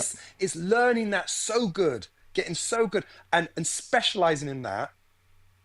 There's fulfillment in that. There's Mhm. joy in that. 100%. There's dedication in that, to that level of craft as well. And so and that's what I'm trying to point out there is, and you ain't never becoming no movie star off that stuff, Right. right? You know, you're just No, not. you won't. But the reality is really fulfilling for you, Mm-hmm. right? That's right. For you it is. For you it does it, and it allows you to live your life, you know, on your terms. And it's finding those and building that out. Um, yeah, so whatever your thing is, start there. That's where you start. Yeah, I Whatever agree. your thing is, I love and it. build it out.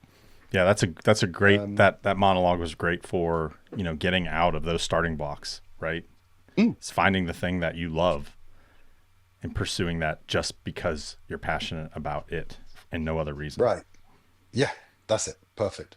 And then Exactly. Yeah. start heading down that road, start making some wrong turns and course correct. And I think this is a good spot to kind of pull us back into like the three big pillars of what we talked about during that evening with the archery Hmm. team. So the three big pillars of the chat was confidence and mental control, and then we talked about physical health. Then we talk about life and habits off the range. And I think I'll share my screen here. One of the things that I think is really important to the listeners here is for confidence and mental control. I'm just going to hit some of the high points, but the number one Hmm. high point thing I can talk about is exposure therapy, right? We talked about, having a group of competitive archers and people that are wanting to make the team. And this applies to bow hunters. This applies to competitors and stuff. It's learning to love the suck. Like adrenaline dumps move into biological symptoms, move into poor performance. Like that's the workflow. That's what happens, right? When you step up on the line or you see that buck or that doe coming down the path towards you, like you experience an adrenaline dump, which then flows into shaky hands, other biological symptoms, erratic breathing, elevated heart rate, and then that then moves into poor performance. But how can you perform well when you shy away from this all the time? Like how can you perform with your heart rate at 150 beats per minute when you only get there twice a year at your two top competitions or when you're in the woods bow hunting, right? Like I know personally, I can walk up to a group of shooters with a GoPro in my hand, at one of these events like the Bear Bow Boot Camp that I was Hmm. just at a few Hmm. weeks Hmm. back. And when I walk up to a group of shooters and there might be 8 of them in a group and I have my GoPro rolling, I know who the shooters in that group are from 20 yards away. When they see me coming, I know exactly by their body language. I'm like, all right, those 2 guys are the shooters. That one is riddled with target panic. He's not going to do well in this situation. Like I could pick it. And then there's the mid-range ones that it's hard to pick out. But I know who the shooters are and I know who the people that are going to crumble. And I haven't even approached the group yet, just purely by their body language when they see me coming with a rolling camera going, because the shooters are going to be like, their chest is going to pop up a little bit. I can see their inner thinking is cranking right now. They're like already preparing themselves, like they're facing it. And I just feel like we avoid. It's uncomfortable to have adrenaline dumps. It's uncomfortable to put yourself in a situation where you're going to be shooting in front of a ton of people, going on Facebook Live, putting money on these shots, putting money bets down, going to tons of tournaments. Like, they are uncomfortable. Like, it doesn't feel good to have an adrenaline dump with a bow in your hand. It doesn't feel good to miss the 10 ring when you've hit the 10 ring 1,000 times at your home range, right? It doesn't feel good to shoot worse. But the only way to get better at this and to become an absolute killer in the whitetail woods or dominating on the competition line is exposure therapy. And we talked a little bit about the keychain shoot-offs. Like, the keychain challenges is something that I created where I have a whole bag of them sitting down here, where if I have my GoPros, if I have my cameras with me and I'm at an event, anybody can walk up to me and challenge me for a keychain. And I did this because I wanted to get better and I wanted to normalize performing under pressure with the biological symptoms of an adrenaline dump with a bow in my hand. I was tired of only feeling that feeling at Lancaster and the first couple deer of the year. I wanted to get better at it. So I created this challenge. And honestly, when I first created it, I hated going to events. Like, I'd walk out there and I'd be checking over my shoulder. Like, every time I'm standing around and I know I have my cameras with me, I'm just like waiting for the next challenge. And my heart was always up in my throat. Like, oh shit, this guy's approaching us. Like, is he going to challenge me? But then after, now I'm up to like, I don't know, 12 challenges here over the last year or so. And now it's becoming normal to execute under pressure. And I'm really enjoying that. So like, I just feel like the key takeaway here in this confidence and mental control side of things on like how to make a complete shooter, whether you're a bow hunter or you're a competitor, is like exposure therapy. You're only going to get good shooting at 150 beats per minute with your heart rate if you do it all the time. That's it. Yeah. Totally. So and choose it and also accept it. Accept it. It's gonna be uncomfortable. I don't care who you are, right? When it's uncomfortable, it's uncomfortable. Yeah. Right. What I'm saying is there is a point when it becomes comfortable again. Like, if you have enough exposure, but there's a time when it's not. Like, we go snowboarding every year, and I broke my ankle, snapped my ankle, broke my ribs. Right. I'm the world's worst snowboarder. And as I'm going up there, the first time on the lift, and I got the boys sat beside me going, oh yeah, we'll go on a black run. I'm like, no, please. No, please. Please no. I'm like, no, please. I'm like, I can't even enjoy the lift. I can't even enjoy the lift now. I'm so frightened, right? Right. What I'm going to do to myself, right? I'm like, honestly, I terrified. What I do, I don't know. My wife insists. I think that's what it is, right? But anyway, you go up on these things, but then by the end of the week, you're like, oh no, yeah, let's go to that cool spot because you've been exposed to it. Because we only go like once a year, right? So I'm no snowboarder, right? But the exposure builds up, and in the end, you're calm and you're fine with it. So it's no longer what it was. And that is a real thing. That the more exposure you have, the calmer you become. But it is also important as well that you set yourself up for the right exposure. Sure. Right? Or otherwise you set yourself up for like ankle breaks every time, right? So you exposure enough to, I call it like baby steps. Yeah. That's what I'd add there. Just add that, right? Just make sure that you're setting it up, that you're not just, but most of it with with shooting the bow, you shoot at your own level and exposure at your own level. That's right. You don't have to go out and And I think that's a good point about at your own level. Like, another key point here with exposure therapy and stuff that goes with this mental control is also being honest with yourself about who you actually are as a shooter and as a bow hunter. You know what I mean? Like, if a deer's coming in and if you look back at your last 10 years of bow hunting and you actually are honest with yourself about the results of when you shoot at 25 yards at a deer, like, what is your hit rate? What's your success rate at 25 yards? Honestly, like, being truly honest with yourself. Is it 20%? Most people, it's probably close to 20%. Like, don't just be against them. I compete against them, right? Right. I'm competing. I'm there with the top guys in the world, and I'm like, we don't hit it for shit. And there's nobody else beating us. Yeah, right. we miss it most of the time. Yeah. I'm not that bad. But I'm with you. Yeah, but it's just be honest, right? You know what I mean? It's just like, just because that buck is standing there at 25 yards and you've made that shot before, but you've also not made that shot a whole lot more times. Like, I just feel like, you know, Mm. you're only as good as your last arrow. And if you're shooting at 25 yards often, it's like your last arrow is probably oftentimes bad. Right. So it's Yeah. anyhow, and it's on competition as well. It's like, I know you shot a 570 in practice leading up to Lancaster. I get it. And maybe the year before that, leading up to Lancaster, you shot a 560. And that was your top personal best. So like year over year, you're getting better. You're increasing your top score by 5-10 points. But how did you actually compete at Lancaster in those same associated years? Like, just because you're shooting 570s at practice, like, you're not a 570 competition shooter. You're a 570s practice shooter. And so just being honest with that expectation also helps going into these big competitions. Like, I struggled with that all the way up until 2022, because going into 2022, I was a 550 shooter in practice all the time. And that's what I was expecting to shoot at Lancaster, and I come out with a 432. So like being honest with myself, now I'm looking at, okay, what have my last 5 years of Lancaster posted scores actually been? That's who I am going into Lancaster. I'm no longer my potential. I'm my actual data-driven, objective scored self going into Lancaster. I think that's really important for people. No, absolutely. And the same with the bow hunting. With the bow hunting, the thing is the variables, the pressure you're under, but then the angle that you're shooting at, and the opportunity you were given. There's so many variables, and then that adrenaline coming in, Mm-hmm. it, it it's it changes everything. So because like in the garden, you know, I'm like this, dum Yeah, dum sure, dum. right. Honestly, in the garden, Yeah, right, dum dum dum.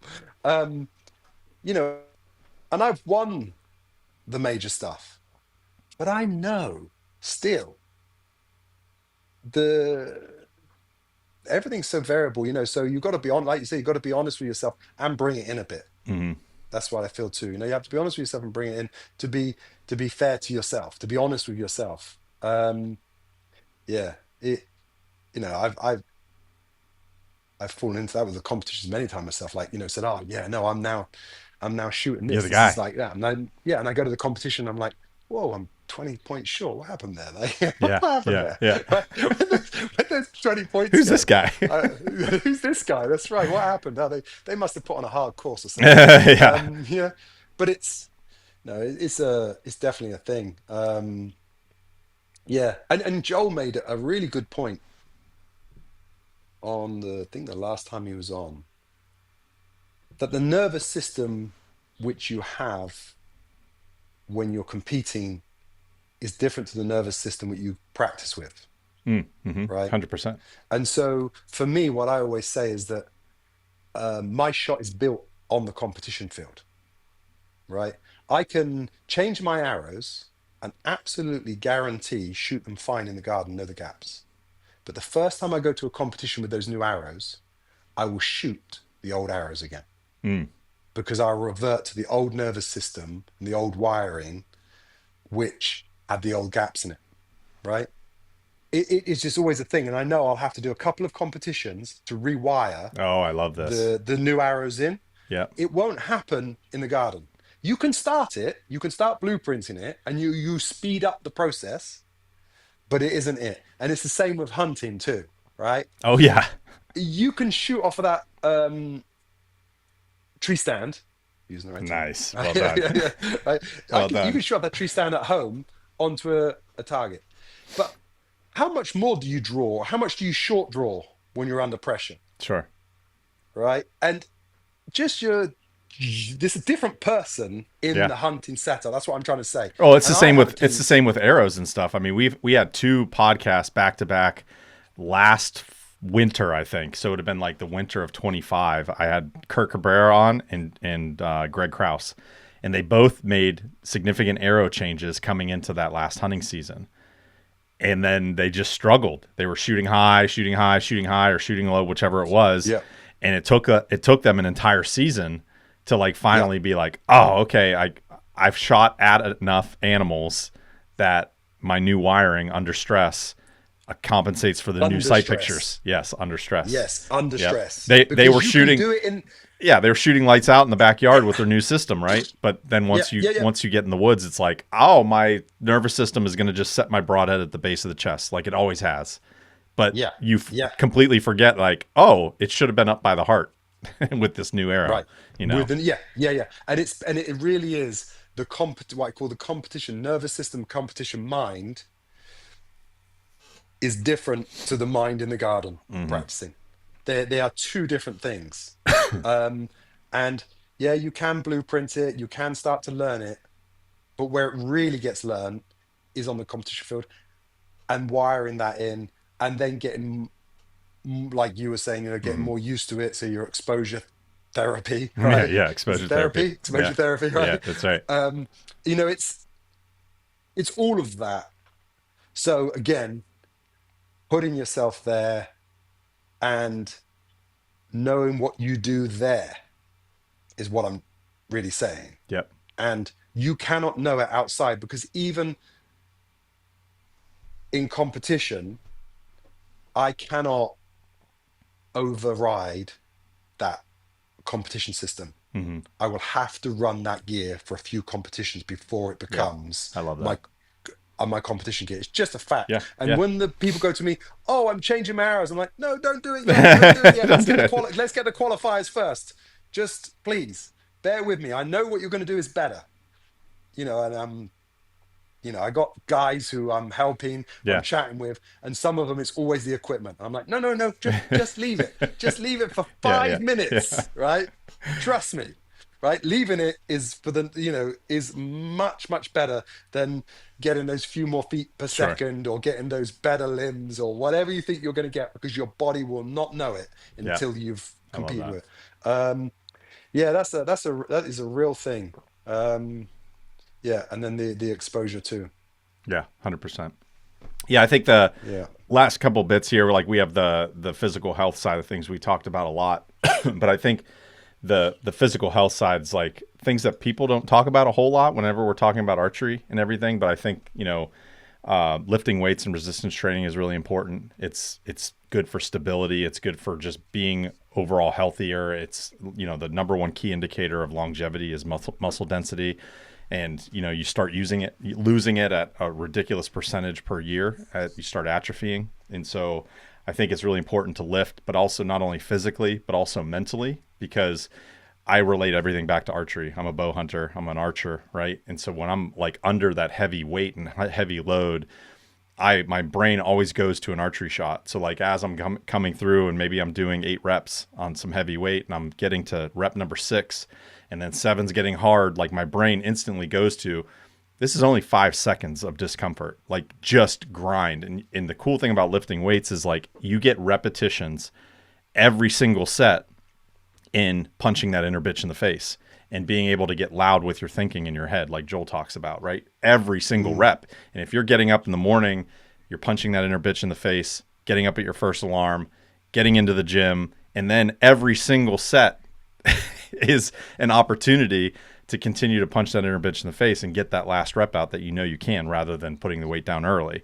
And so getting these reps, I think like lifting is awesome because obviously you get stronger, you look better, right? And looking better gives you more confidence. Like there's all these peripheral benefits to lifting weights. But I think from an archery perspective, one of the biggest ones that doesn't get talked about a lot is how many times you get to get reps in a very uncomfortable biomechanic situation and get loud in your head and scream through getting through that last rep. I think is just like number one. And we talked about Mm. eating Mm. healthy and supplements and prioritizing sleep and having good cardio and stuff. But I think in the physical health side of things, one thing that, especially for competitors, is stop drinking alcohol. I think is just a Mm. huge one. It's such a big one, right? Like you go to a competition, I know personally, like I'm a bourbon drinker, love bourbon. I absolutely love it. Like just drink it neat. I appreciate a really fine glass of bourbon. However, for a long period of my time, like I would be drinking 3 nights a week. Like you said, I'm just going to have a drink to cut the edge off type of thing. But then whenever I stop drinking completely, and I still like socially drink every now and then, but I don't drink at home. I just don't even bring it into the house anymore. But I do notice if like, Christmas time's around or whatever, and we're having a house party and we have some alcohol left over and I'm drinking some bourbon like a couple nights in a row after that house party's done, I notice my target panic is threefold more extreme than when it's not. This is days after. It takes 3 days for my target panic to calm down. I'm gonna call this alcohol-induced target panic to calm down. Like no joke. I Yeah, know it's yeah, funny yeah, to yeah. say, but it's Yeah, yeah. absolutely true. Like ever since my system is empty of it, if I drink one night, if I, let's say I have like 3 drinks for 3 days after that, I will notice an elevated level of target panic when I'm at full draw, getting through my sear and Yeah. stuff. And the trap people fall into is they go on these hunting trips or they go to these competitions and they're meeting up with buddies they haven't seen for a while. They come in from the stand or they come in from the competition field. Everyone goes out to dinner and everyone starts having a few drinks. The next day, like that buck's coming in, that target panic's going to be worse. Like it absolutely will biologically. And I think it's just something that doesn't get talked about a lot because, beer and alcohol and hanging out with buddies is like a really common thing in the hunting community. Yeah, look, yeah, and I get it. I get it. I'm not. I understand it. I get it. I don't drink at all. Um, I just. I don't know. For me, yeah, I hear exactly what you're saying. For me, it's also um, it dulls me slightly. Me too. It is a poison at the end of the day. It's a poison which makes you really merry, and I love that. Don't get me Yeah. wrong. Yeah. If you think I'm stupid, and loud without alcohol, you put alcohol in me, and Drunk shit Ian goes Edwards. right. It gets, Oh shit. trust me, Yeah, I'm sure. they're like, it gets ridiculous. So, but so I'm not running that down. But again, all I can only speak about me and my fulfillment, what I want to do in my life, and where I'm going has no place. Hmm. I won't casually drink. It's a zero full stop Yeah. because um, the next day when I get up, it's just not worth it either. It's just Yeah. not worth it. I want Yep. to have, but if I'm absolutely perfectly honest with everybody, I want to have the clarity of mind. I want to be able to hear myself. Me too. And Dude, the I biggest thing love the how you said alcohol, that. Yep. it it it dulls the connection. I Hmm. want to be able to hear it. Um, and so that's it. But I don't want. I'm no killjoy. Yeah, for sure. My family, they will drink, they will have Hmm. a odd glass of this and that, whatever, and I want them to, Yeah. that's great. It's just each their own. That's all that is. Not everybody else wants to go out and shoot a bow as much as me Yeah. in the family either, right? So Yeah. like, I can't say that what they should or shouldn't do either. Um, Productivity goes you know, down s- big time too. I noticed that. Like, I find myself like if I do have a drink socially and stuff, like I find myself as soon as I have a really addictive personality. As soon as I have one, I'm gonna have six. That's just like how I yeah. am.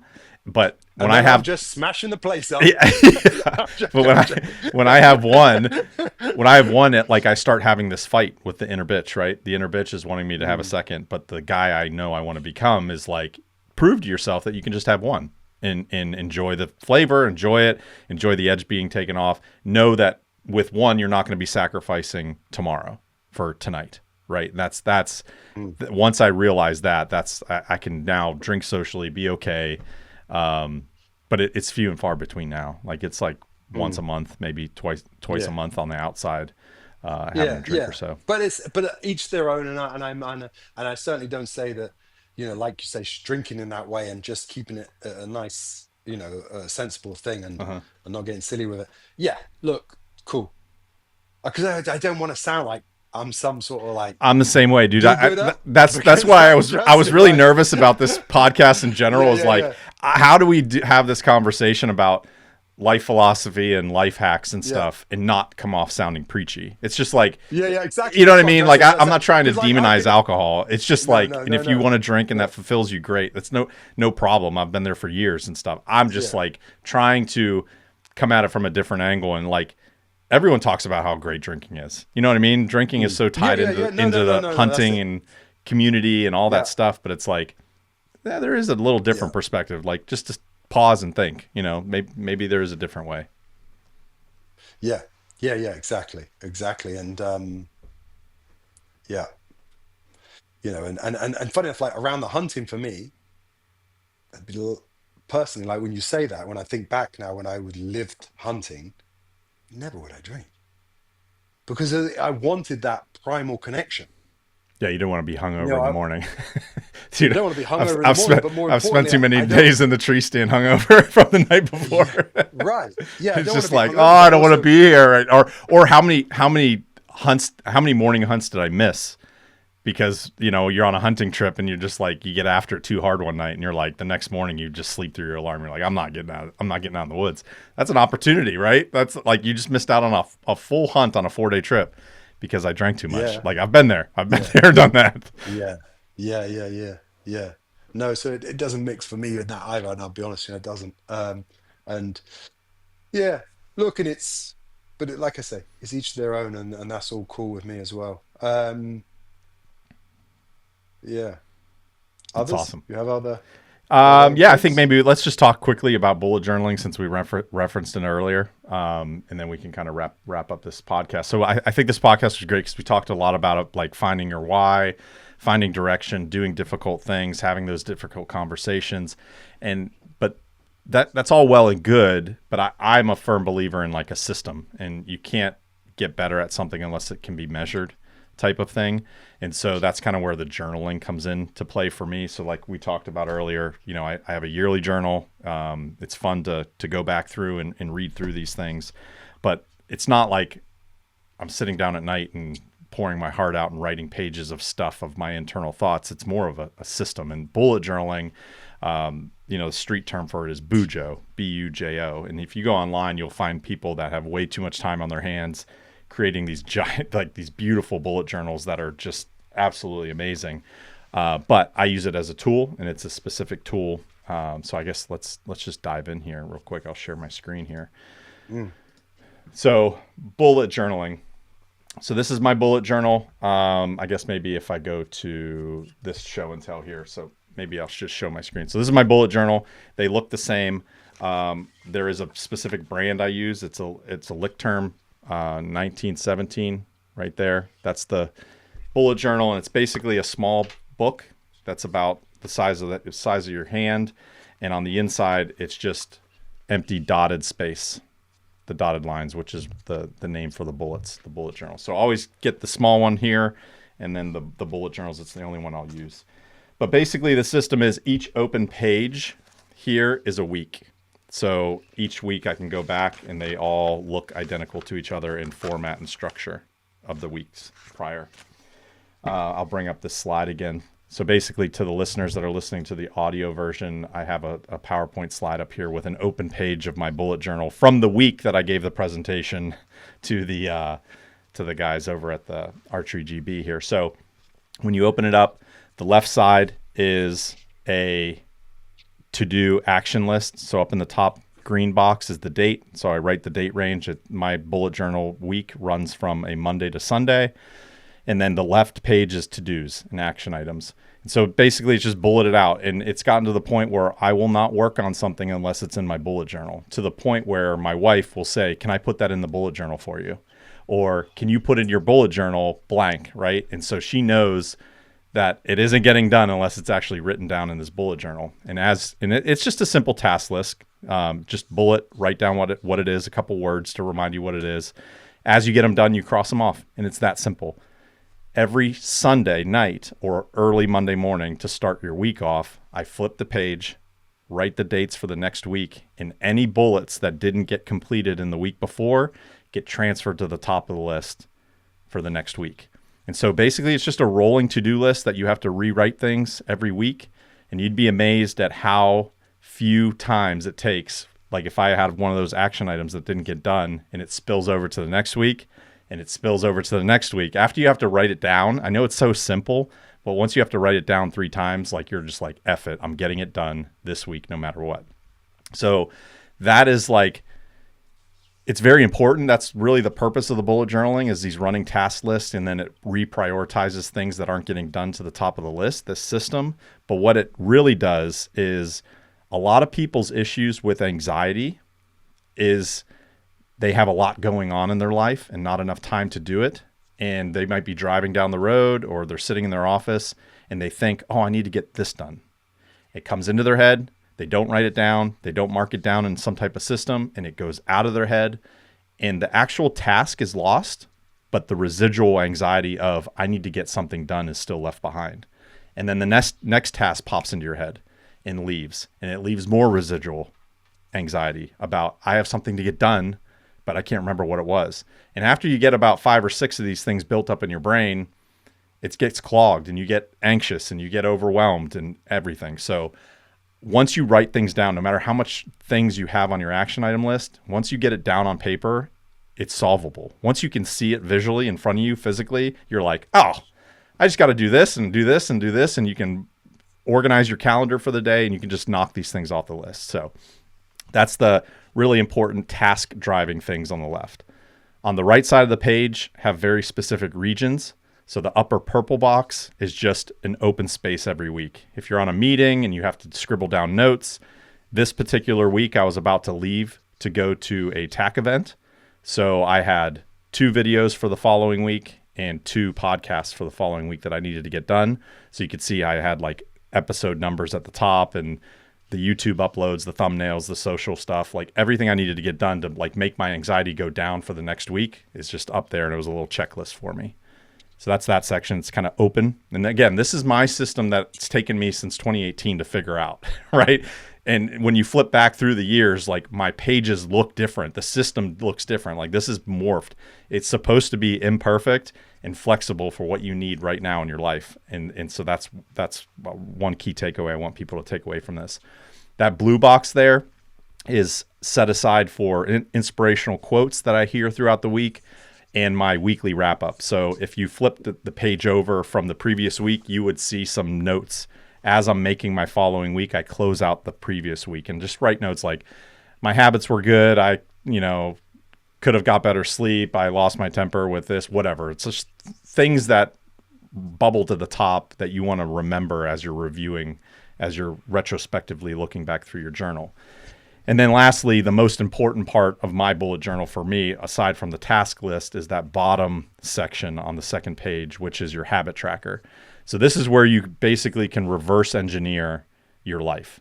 So I found that I can't measure, you can't make progress without measuring it, because you can't come up with a system without also knowing exactly what you're doing, why you're doing it. And so I kind of reverse engineered my life. I looked at a given day, and if I had a really good day, I was productive, I felt good. At the end of the night, I was like high energy, I had good connection with my family. I looked back at that day and I started getting critical with like, what did I actually do during my day? How did I start my day? What was I doing midday? And I basically found that the top 3 things on that habit tracker were the things that are the recipe for me to actually have a very good day. And one is lift and cardio, get up at my first alarm, and actually bullet journal, like use this tool throughout the day to drive my actions and my tasks. If I did those top 3 things every single day, you can see those little check marks there, Monday through Sunday, then I knew I was going to have not only good days, but if I could string together 7 check marks in a row for those top 3 items, I was going to have good weeks. And if I have good weeks, I have good months. And like, you just find your fulfillment and your life is moving in the right direction.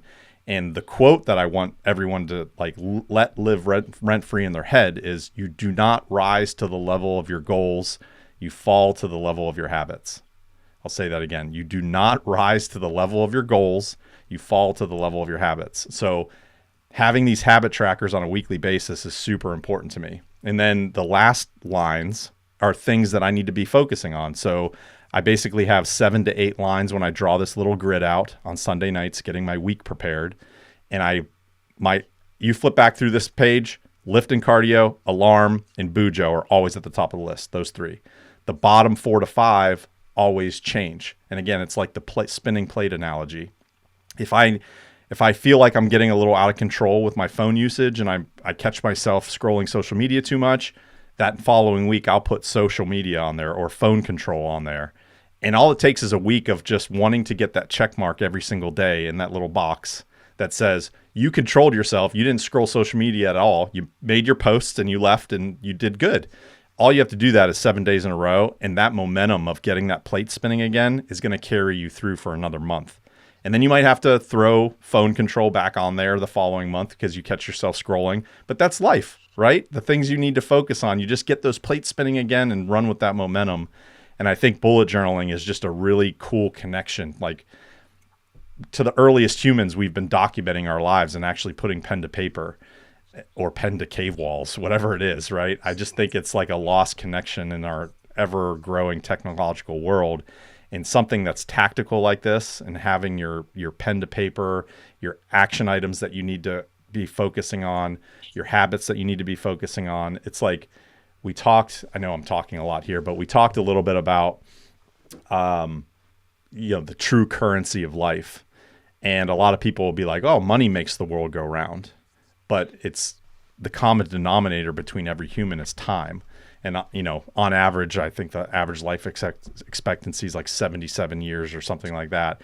But if you look at a chart of like 88 years, and everybody if you guys follow me on social media, you've seen my chart. It hangs on this door here that's 3 feet away from me in my office. And it's 52 boxes across per row, and there's 88 rows. So it represents 88 years of your life. And every Monday I put a little dot in those boxes. And I'm literally watching my life go by on this chart, and I'm halfway through it. So if I lived to 88 years, right now I'm halfway through my 41st year on this chart. So you can imagine the dots are like filling this chart up. And like I used to believe that time was the true currency of life. Like, we only have roughly about 4,000 weeks on this earth. How are we using our time? But it's our attention. Our attention is the true currency of life and fulfillment. Because I could make some really baller moves business wise. I could hit the lottery. I could retire and not have to do anything, but spend all of my attention for the rest of my life watching Netflix and scrolling social media. That's not a fulfilled life. I have all the time in the world, but I'm using it. I'm using my attention improperly. So attention is the true currency of life. And if we don't have tools like the bullet journal here to help focus our attention on the right things, I think that's the most important part. So whatever your tool is, like the bullet journal just works for me. I know we've done multiple podcasts on bullet journaling over the years, like even dating back to 2019 when I first started this 2018 timeframe. But I feel like you personally need to figure out a system for yourself. And the system, the core crux of the system is, what am I putting my attention towards on a daily basis and on a weekly basis? And whether that's your open to-dos and action items, actually documenting them, fighting off the anxiety left behind from activities and action items popping in and out of your head. That's a huge benefit to that. But also having a habit tracker, like waking up on a Monday morning and going, what are the plates I need to get spinning better again this week? Focusing on that, measuring how you did at the end of the week. Did I actually focus on those things I said I wanted to on Monday morning? And then if you didn't, course correct the next week, and just slowly work your system into the place that you have reverse engineered what actually makes you fulfilled on a day-to-day basis, on a week-to-week basis, and then on a year-to-year basis. You can reverse engineer your life to be maximum happiness and fulfillment. I'm a firm believer in that. Yeah, very good. Very good. I there is a I'm reluctant to speak, but Why are you reluctant to speak?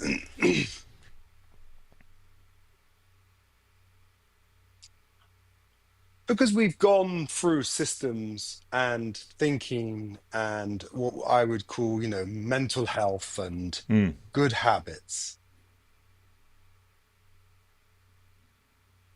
But there is something else which also plays a part in a fulfilled life. Um, and you know, which is your around your spirituality, Hmm. right? Man can't survive on bread alone, right? And what we've really described is the perfect system for bread, really, Hmm. right? In many ways. And even though when I you are like where you're most going with true this.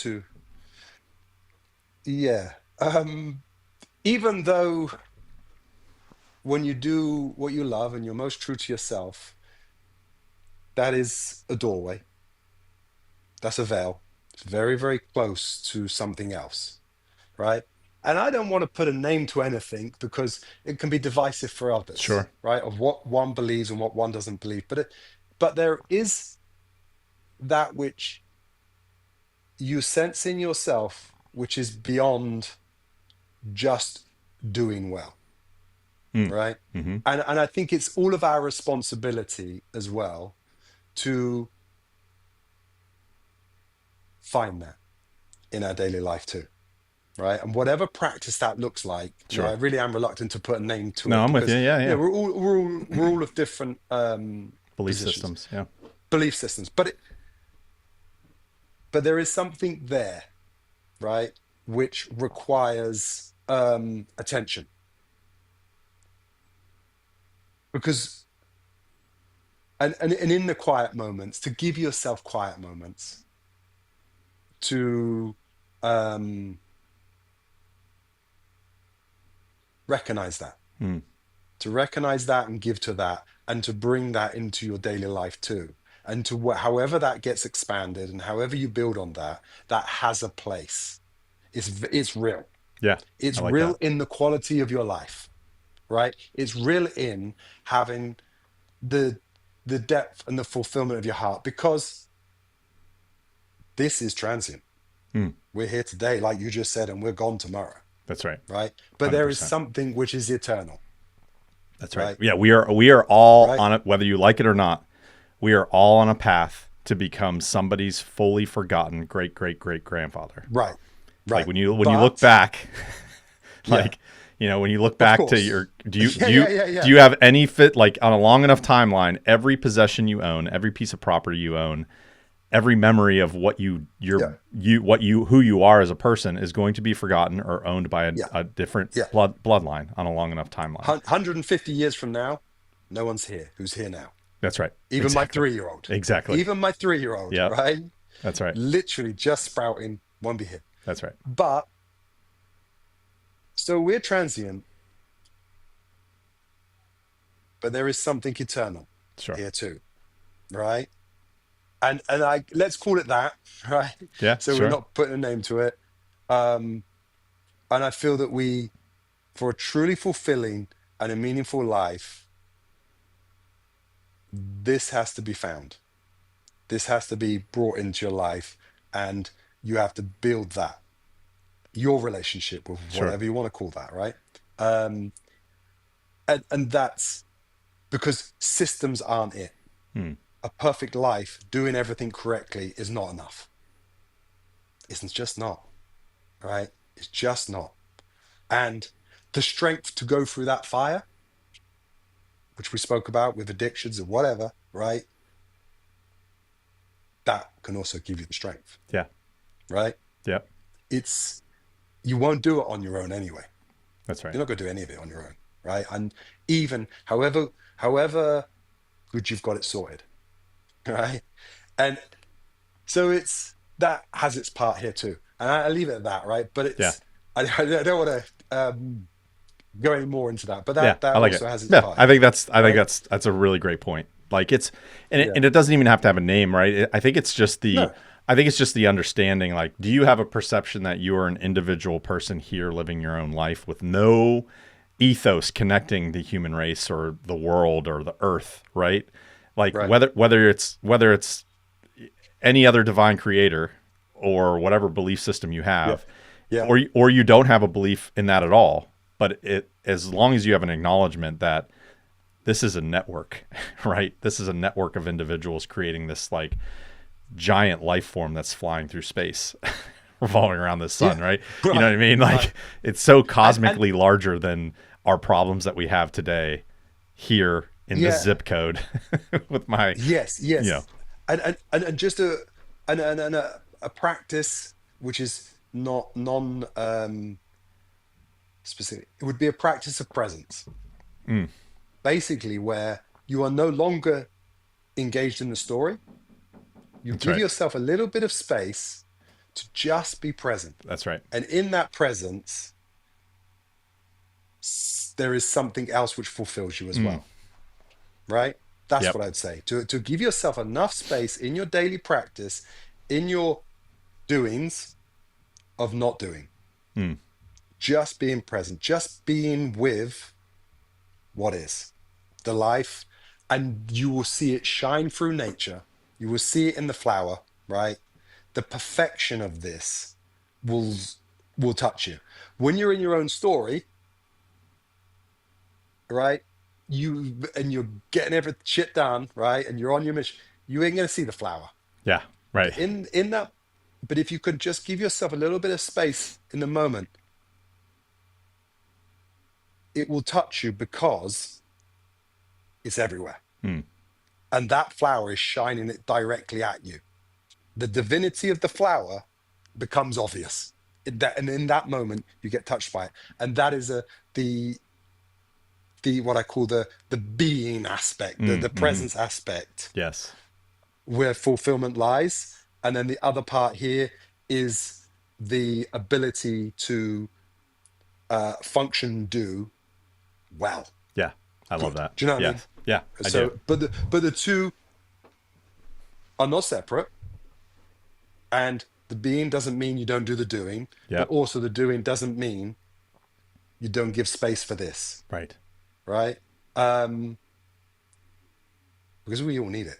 Oh, It's dude. real. It's not an idea. It's not Yeah. a concept. We need it, right? And if we're talking about living a fulfilled and true life, there is a doorway through what you love for its own sake, because you never chose that. You discovered Mm-hmm. it. It was born in you. Your heart's desires were there, and you discover them, and then you bring them into the world. That's part of your responsibility of being, to living a good life, right? But also, all of this here is our responsibility to give space for it in the busy lives we all That's live right, dude. with 101 Yeah. kids, Yeah. and to share that with our families as well, That's right. to share that depth, to 100%. share that everything isn't about achievement, it isn't about accomplishment. And also your own fulfillment, it's beyond that. Yeah, I think that's enough. I think that's Yeah. enough around that, but Yeah, yeah. I think the conversation about presence. Oh, my little blue light went out over here. The conversation about presence is so interesting. That Dr. Joe Dispenza, he's an amazing individual. I think it's Becoming Superhuman is a book he wrote that it's a bit little mystical, Mm, a little fluffy, but what I absolutely love about it is this concept of how magical and mystical our brain is. How when you look at the past, right? You might have a traumatic past, or you might have things that relationships, and you think back to these times in your life, and it will literally, if I say, where is the past? Tell me about the past. What does it taste like? What does it smell like? Can you hold it? How much does it weigh? What's its texture? It's literally nothing, but your brain actually creates chemicals, serotonin, dopamine, and cortisol, and all of these different hormones simply by these neural connections bringing you back to a time that doesn't actually exist anymore. And the same is for mhm, a future, fretting over the mhm. future. Oh my gosh, my retirement. Oh, things aren't going well at my company. And you think about these doomsday scenarios, or, ooh, I'm going to Lancaster. What's it going to be like standing on that line? Where's the Mm. future? Tell me how much it weighs. What's its texture? What's its color? Like, it's nothing. It doesn't even exist. But yet our brains can create physical matter out of nothing, which is like completely against the laws of conservation of energy, right?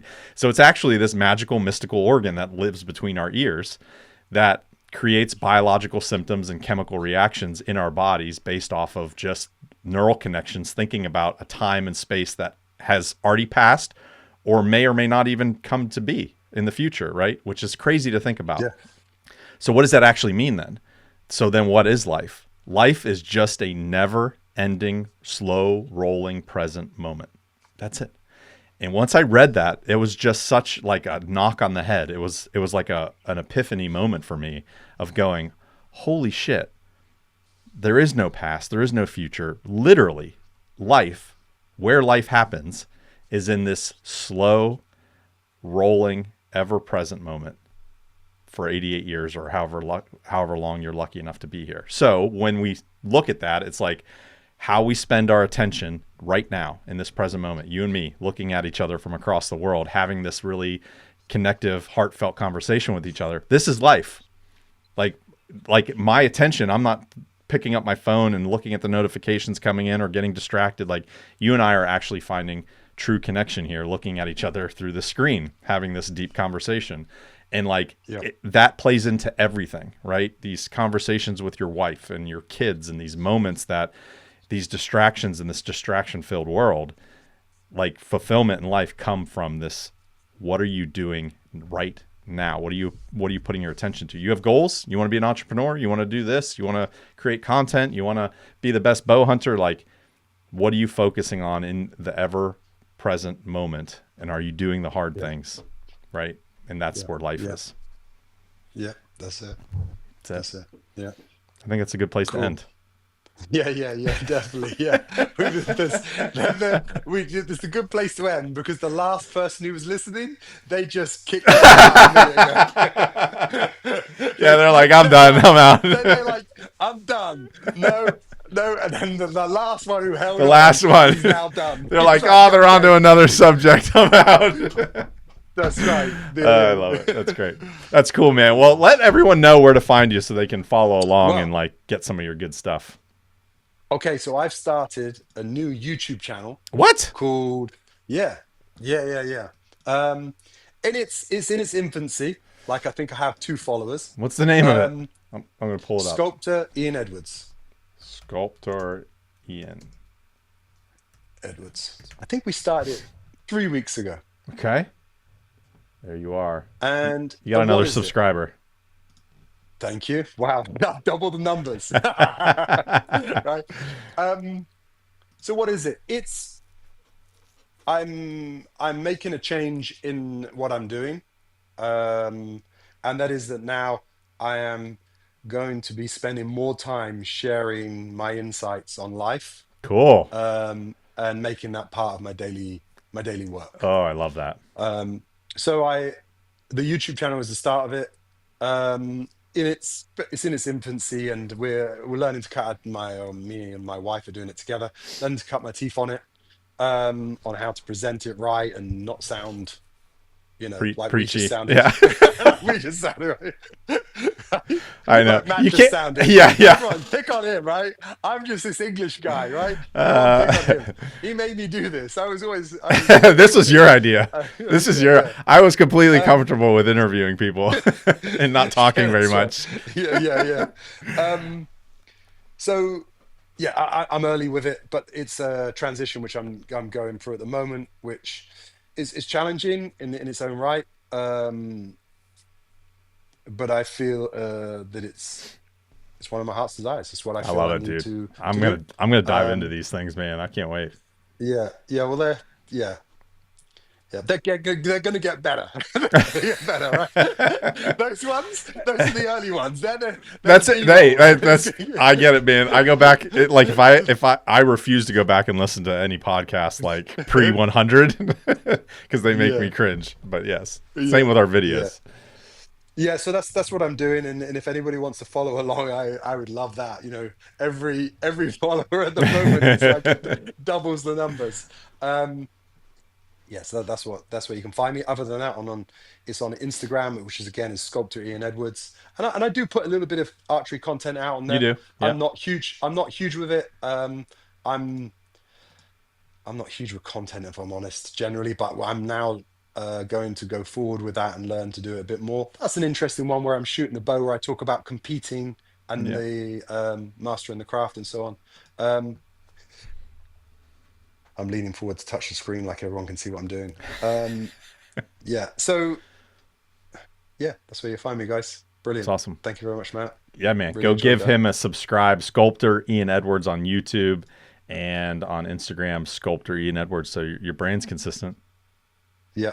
I did that afterwards. Yeah, I love it. Yeah. I did that afterwards. That's awesome. Yeah, I'm learning. That's great. Well, good times, man. This was a great conversation, dude. Thanks for bringing this up, and this was fun. You're the right guy to do this with. Brilliant. Thanks, awesome, buddy. Man. Really appreciate it. Yeah, hang on the line, listeners. While you're on the internet checking out all of his awesome stuff, go give him a subscribe to YouTube. Also head on over to thepusharchery.com. It serves as a portal to the Push Archery Center of Knowledge. Tons of amazing online courses helping you with this beautiful sport. And we also have all of our hats, accessories, arm guards, and our Made in America best-in-class quivers, the Ridge Runner, the Alpha Pack, and the Delta Pocket Quiver. Hopefully you guys are enjoying this video cast. Please hit the subscribe button. Let's go. Let's do it. It really helps out. We love you guys. Good primal.